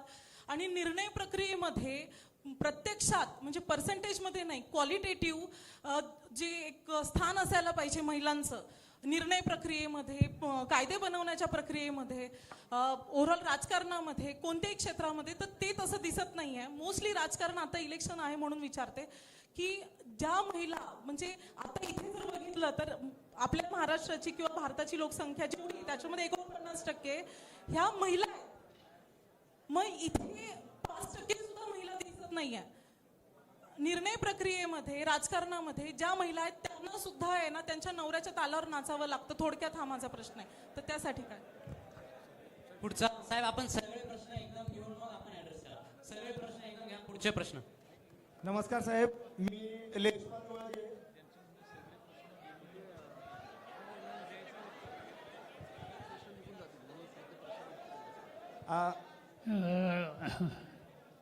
मला असं वाटतं कर्तृत्व हे फक्त पुरुषातच असतं असं नव्हे.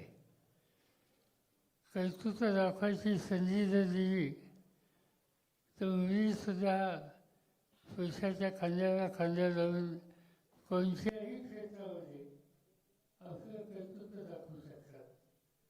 आणि त्यामुळे तरी समाजामध्ये मुलींना प्रोत्साहित करण्याचा उद्देशाचा विचार सफल झाला नसता तरी नव्या पिढीची ही मानसिकता बदलली पाहिजे, बदलायचा आग्रह केला पाहिजे आणि मुलींना सुद्धा संधी मिळाली पाहिजे. मी एक माझं उदाहरण सांगतो. मी देशाचा संरक्षण मंत्री होतो आणि एक दिवशी मला अमेरिकेत जावं लागेल. अमेरिकेला गेल्याच्या नंतर एक पद्धत अशी आहे की संरक्षण मंत्री कोणत्याही देशात जातो, विमान त्याचं उतरलं की त्याला एक सॉलिड दिला जातो, त्याच्यासमोर एक प्रोजेक्ट असते. आणि अमेरिकेत आणि मलेशियाला या 2 देशात मी पाहिलं की मी विमानात उतरल्याच्या नंतर मला जो सलाम दिला तो महिला अधिकाऱ्यांनी दिला. ते झाल्यानंतर मी परत आल्यावर आमच्या आर्मी, नेव्ही, एअरफोर्स या तिघांच्या प्रमुखांची बैठक बोलवली आणि त्यांना मिळालं की जगामध्ये मुली सैन्य दलात आहेत, हवाई दलात आहेत, नौसेनेमध्ये आहेत, असे देशामध्ये काल आहे.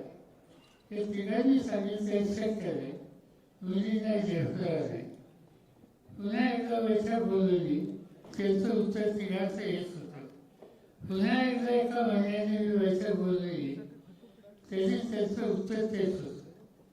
ही बैठक संपताना मी त्यांना सांगितलं, लोकांनी मला संरक्षण मंत्री म्हणून माझ्यावर जबाबदारी टाकली.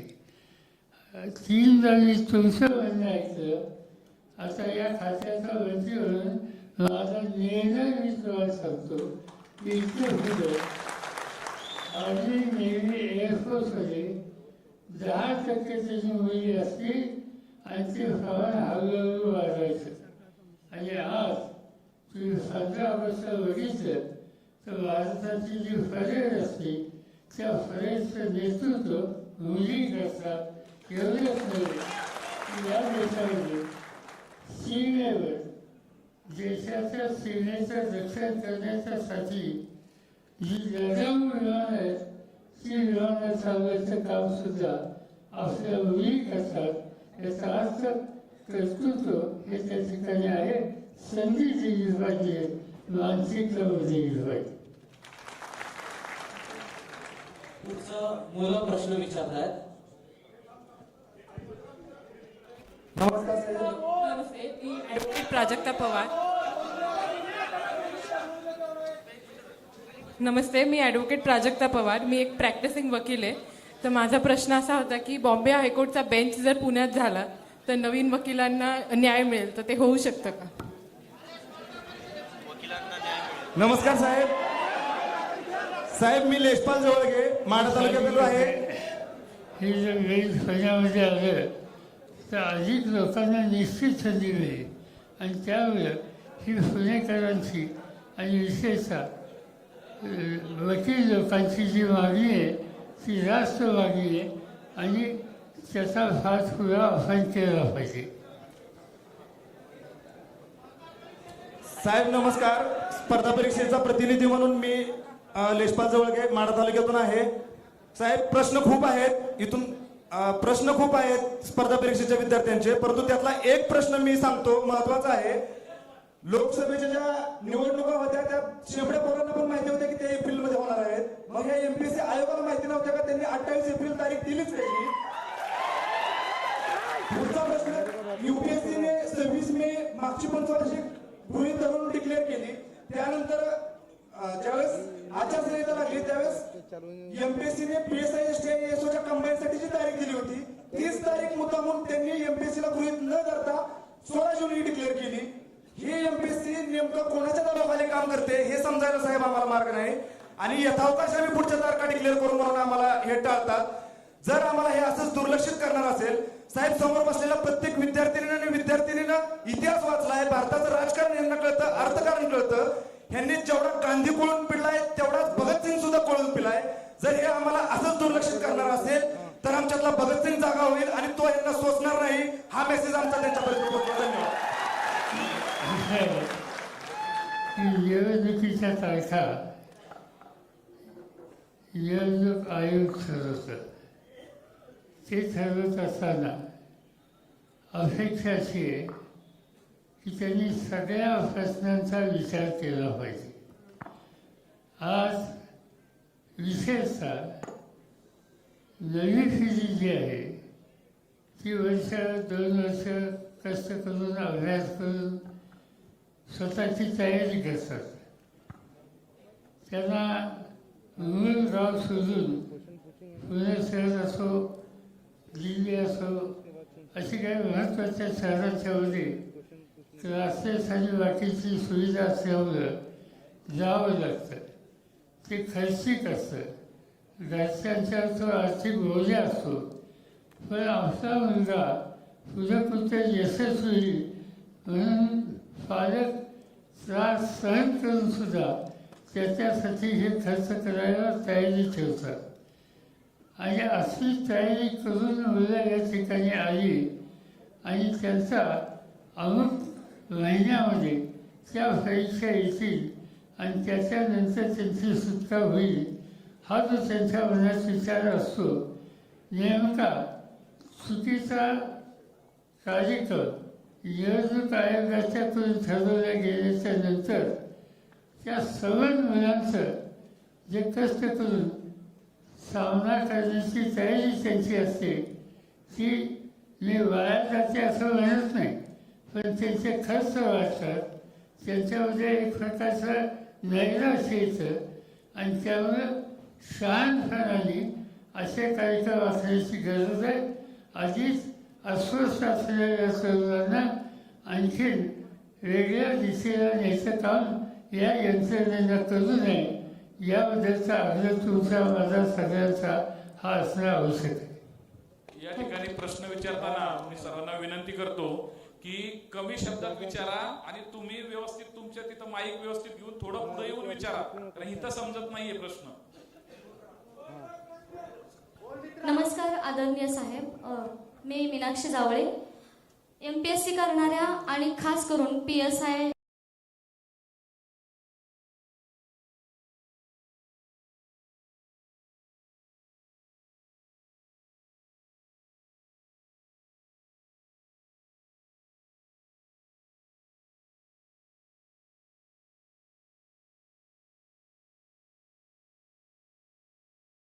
त्या जाचक स्वरूपाच्या चाचणीची सुद्धा आम्ही तयारी ठेवली, परंतु MPSCच्या 2022च्या PSIचा रिझल्ट मुख्य परीक्षेचा लागला मार्चमध्ये.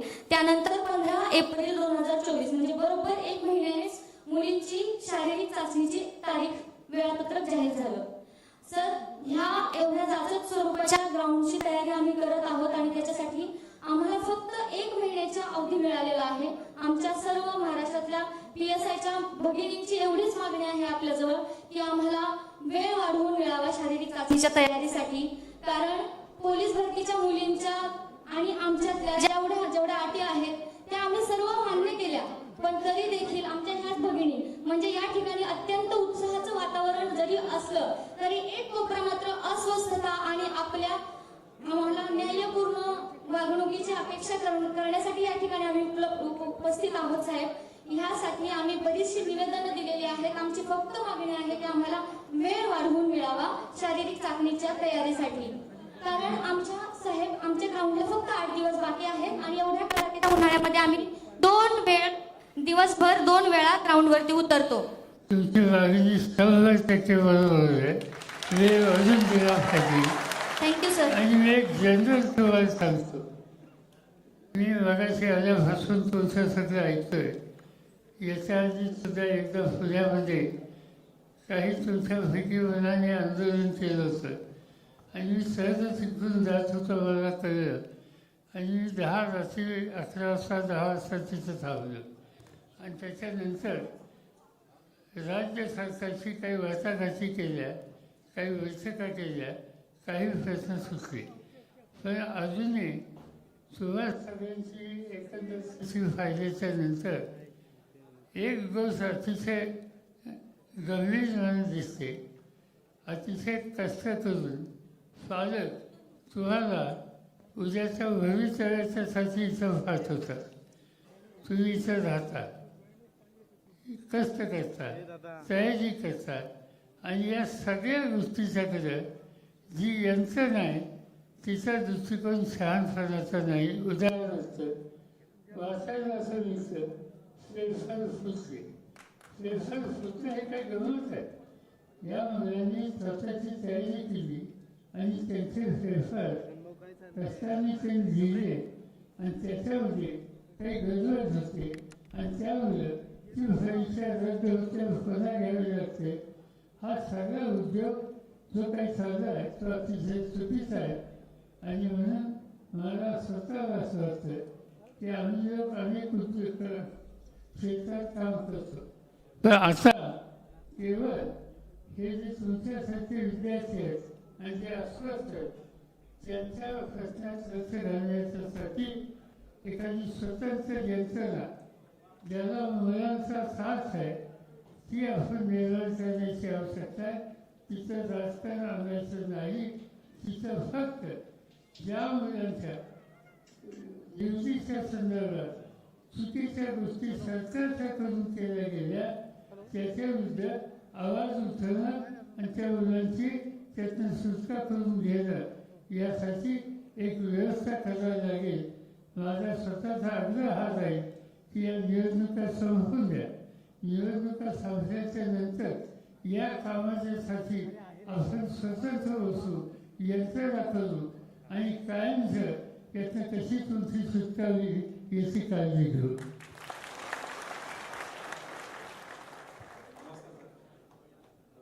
तुमच्यावरती विश्वास ठेवून संपूर्ण महाराष्ट्रातील मुले अक्षरशः गडचिरोली, चंद्रपूर, खाली कोकण, मराठवाडा, विदर्भ सगळीकडची विद्यार्थी तुमच्यावरती विश्वास ठेवून आलेले आहेत.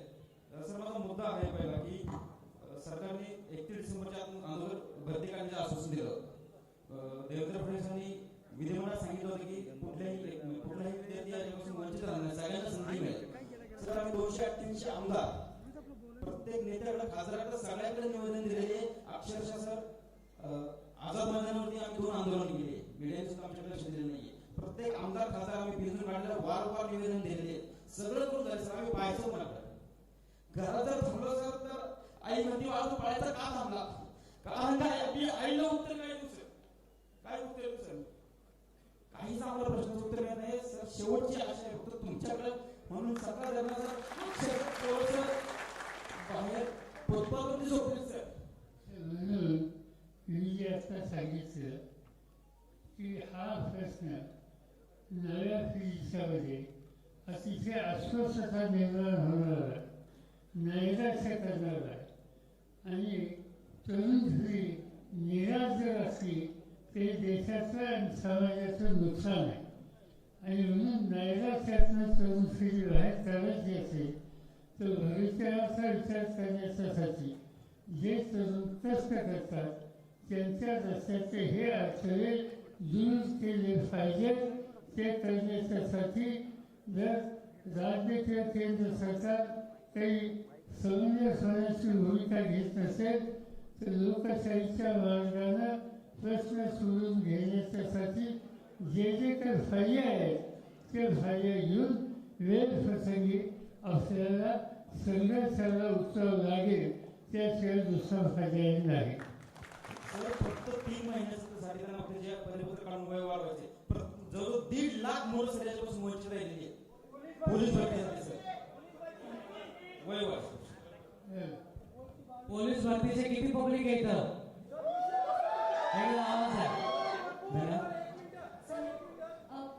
मगाचीच विद्यार्थिनी आहे मीनाक्षी जावळे. माझा मुद्दा फक्त मला कंटिन्यू करायचा आहे साहेब. फक्त 8 दिवसांमध्ये आमचं ग्राउंड आहे आणि आम्हाला वेळ वाढवून मिळावा, कारण की आमच्यावरती अन्याय होतोय हे स्पष्ट आहे साहेब. आम्हाला फक्त आमच्या ग्राउंडसाठी, कारण उन्हाळ्याच्या काळामध्ये आम्ही 2 टाइम ग्राउंड करतोय. प्लीज सर आमच्यासाठी काहीतरी करा. सर्वजण आम्ही आशेने तुमच्यापर्यंत आलेलो आहोत. आज आता आचारसंहिता झाल्यावर राज्य सरकार काही करणार नाही, पण राज्य फार करू शकतात. तर हा जो तुम्ही वेळ वाढायच्या संबंधीचा तुमचे जे मागणे आहे हे जर यांच्याकडे लेखी दिलं तर मी यांच्याकडून फरक घेतो आणि स्वतः राज्यभागासाठी राहतो. खूप खूप धन्यवाद साहेब. आम्ही कायम आपल्या आभारी निवडून राहू. धन्यवाद. आणि तुमच्या सगळ्यांच्या सूचना आजचे आयोजक अखिल भारतीय शिवमहोत्सव समितीचे विकास अण्णा पासलकर, तुमची सगळ्या सूचना हा कार्यक्रम संपल्यानंतर व्यक्तिगत तुम्ही त्या सूचना त्या ठिकाणी द्या. त्या सूचना तुमच्या साहेबांच्या पर्यंत पोहोचवल्या जातील आणि पुढे त्याचा फॉलो घेतला जाईल.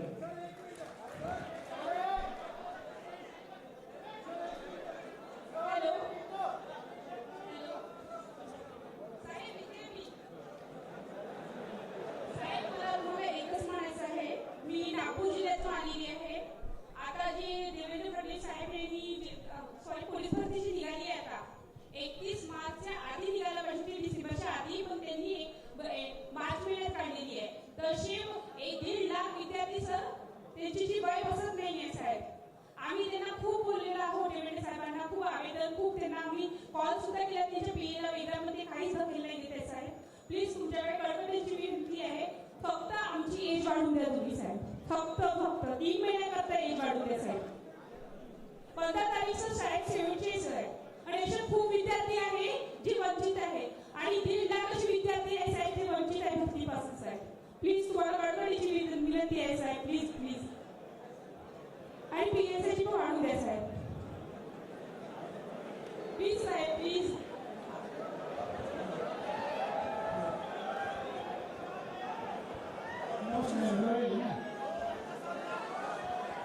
गंमत अशी आहे की राजस्थान गव्हर्नमेंटने वयाच्या संबंधीचा एक वेगळा विचार घेतला. राजस्थान गव्हर्नमेंटचं वय वाढून देऊ शकतं, तर महाराष्ट्र गव्हर्नमेंट का देऊ शकत नाही. आणि त्यासाठी तो आपल्या महाराष्ट्राला अभ्यास करावा लागेल. मगाशी मी ते सांगितलं की निवडणुकीची प्रक्रिया संस्थेच्या नंतर या कामाच्यासाठी एकत्र संस्थेवर प्रशासन आधी चालले आहे. सगळे फक्त सुट्टी असल्याने म्हणत नाही, पण आपण प्रयत्न करू. जिचा अन्याय होतो त्याच्यासाठी आपला अर्ज सरकारच्या पुढे मांडू आणि आपल्या सरकारची सुटका करून देऊ.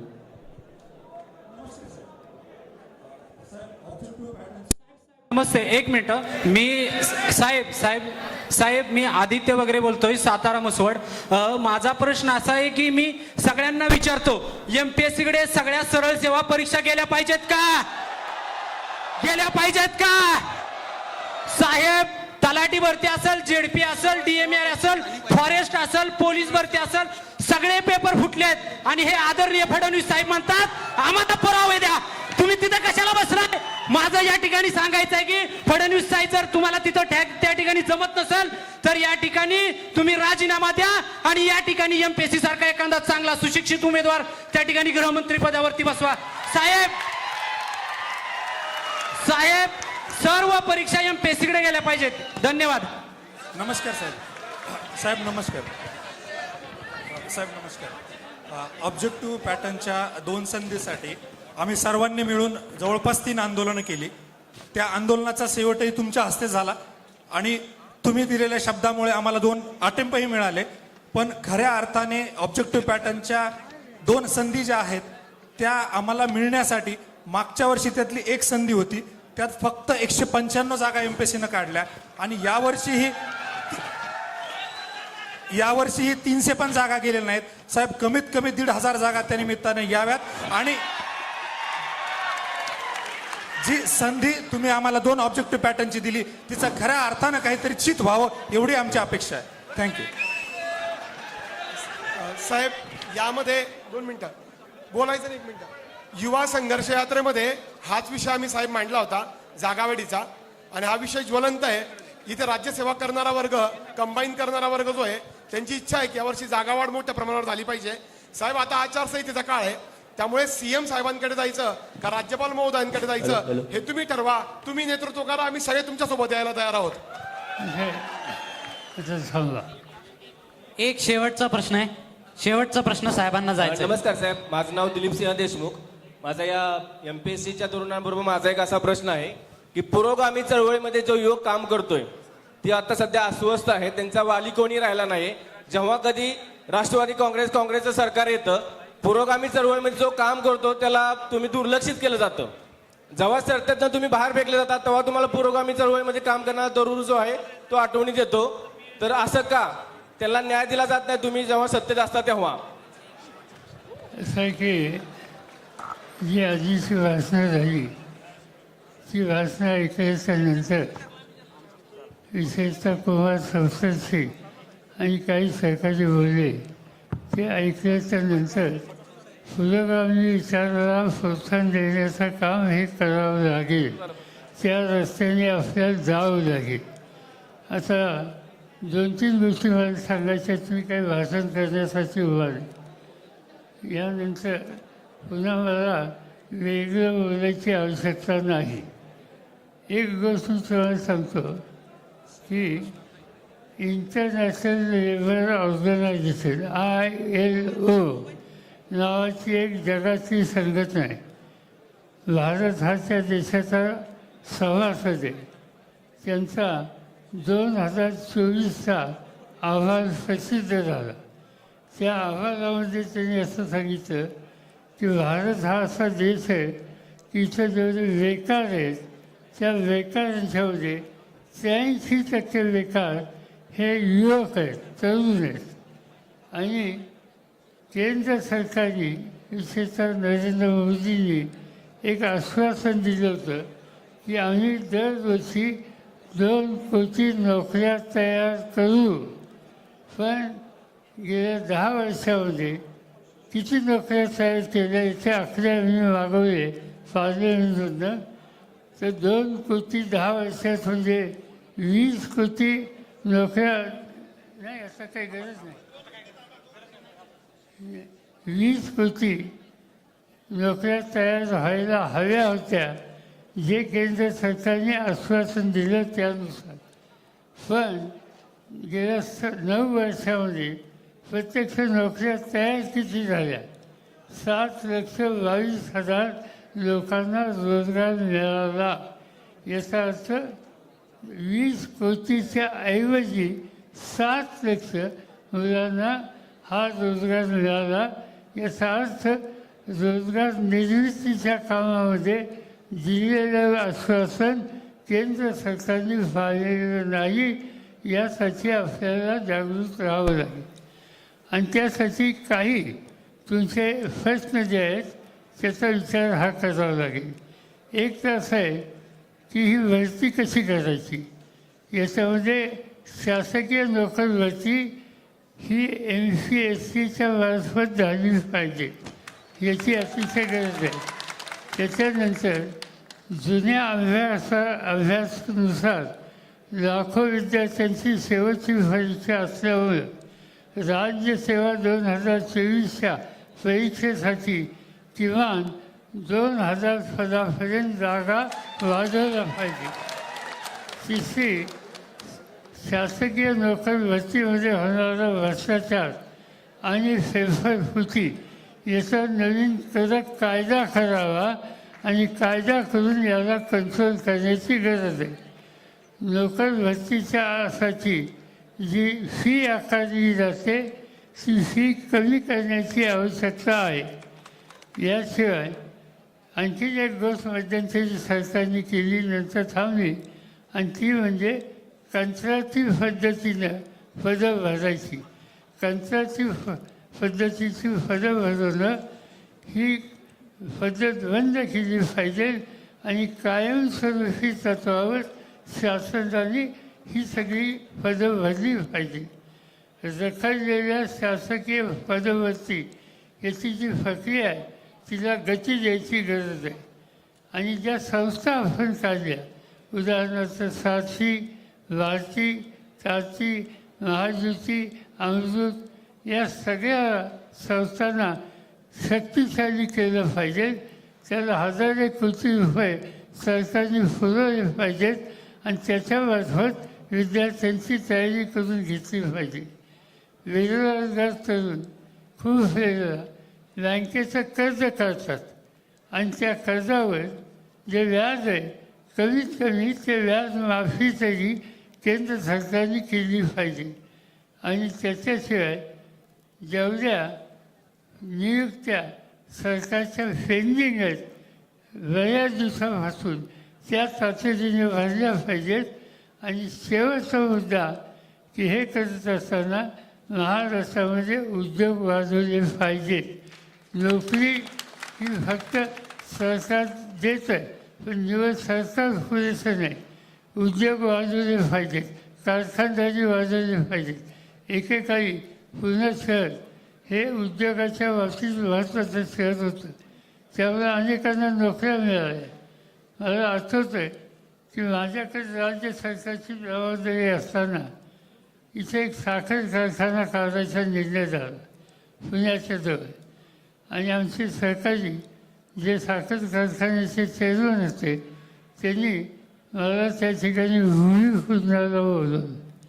मी गेलो, तिथं सांगितलं, काय भाषण केलं आणि शेवटी सांगितलं की या ठिकाणी कारखाना होणार नाही. लोकांनी या कारखान्याच्या भूमिपूजनासाठी याला बोलवला. म्हणतो कारखाना होणार नाही. मी त्यांनी सांगितलं मी तुम्हाला इथं 30 महिन्यावर जागा देतो. ते म्हणजे इथं काय करणार? म्हणजे मी इथं IT काढणार. आणि इथं IT काढली.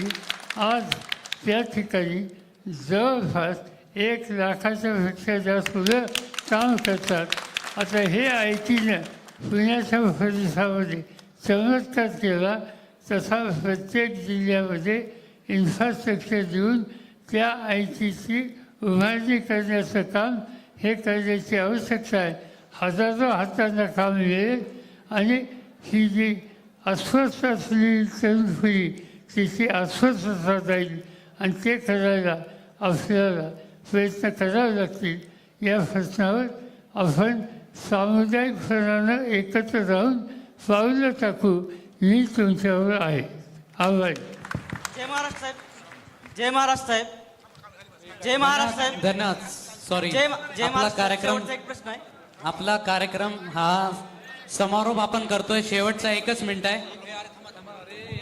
शेवटचा एक प्रश्न आहे साहेब. प्रश्न आता नाहीत. काटेवाडी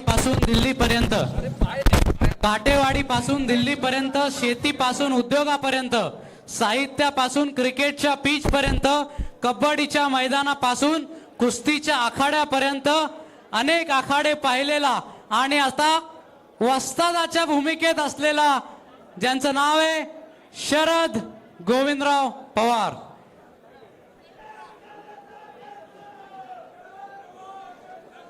प्रशांत धुमाळ आभार माना. प्रशांत धुमाळ. विद्यार्थ्यांसाठी स्नेह भोजनाची व्यवस्था आहे. विद्यार्थ्यांसाठी फूड पॅकेट्स आहेत. विद्यार्थ्यांनी सर्वांनी राष्ट्रगीतासाठी उभं राहायचंय. 2 मिनिटं सर्वांनी स्तब्ध उभं राहायचं राष्ट्रगीतासाठी.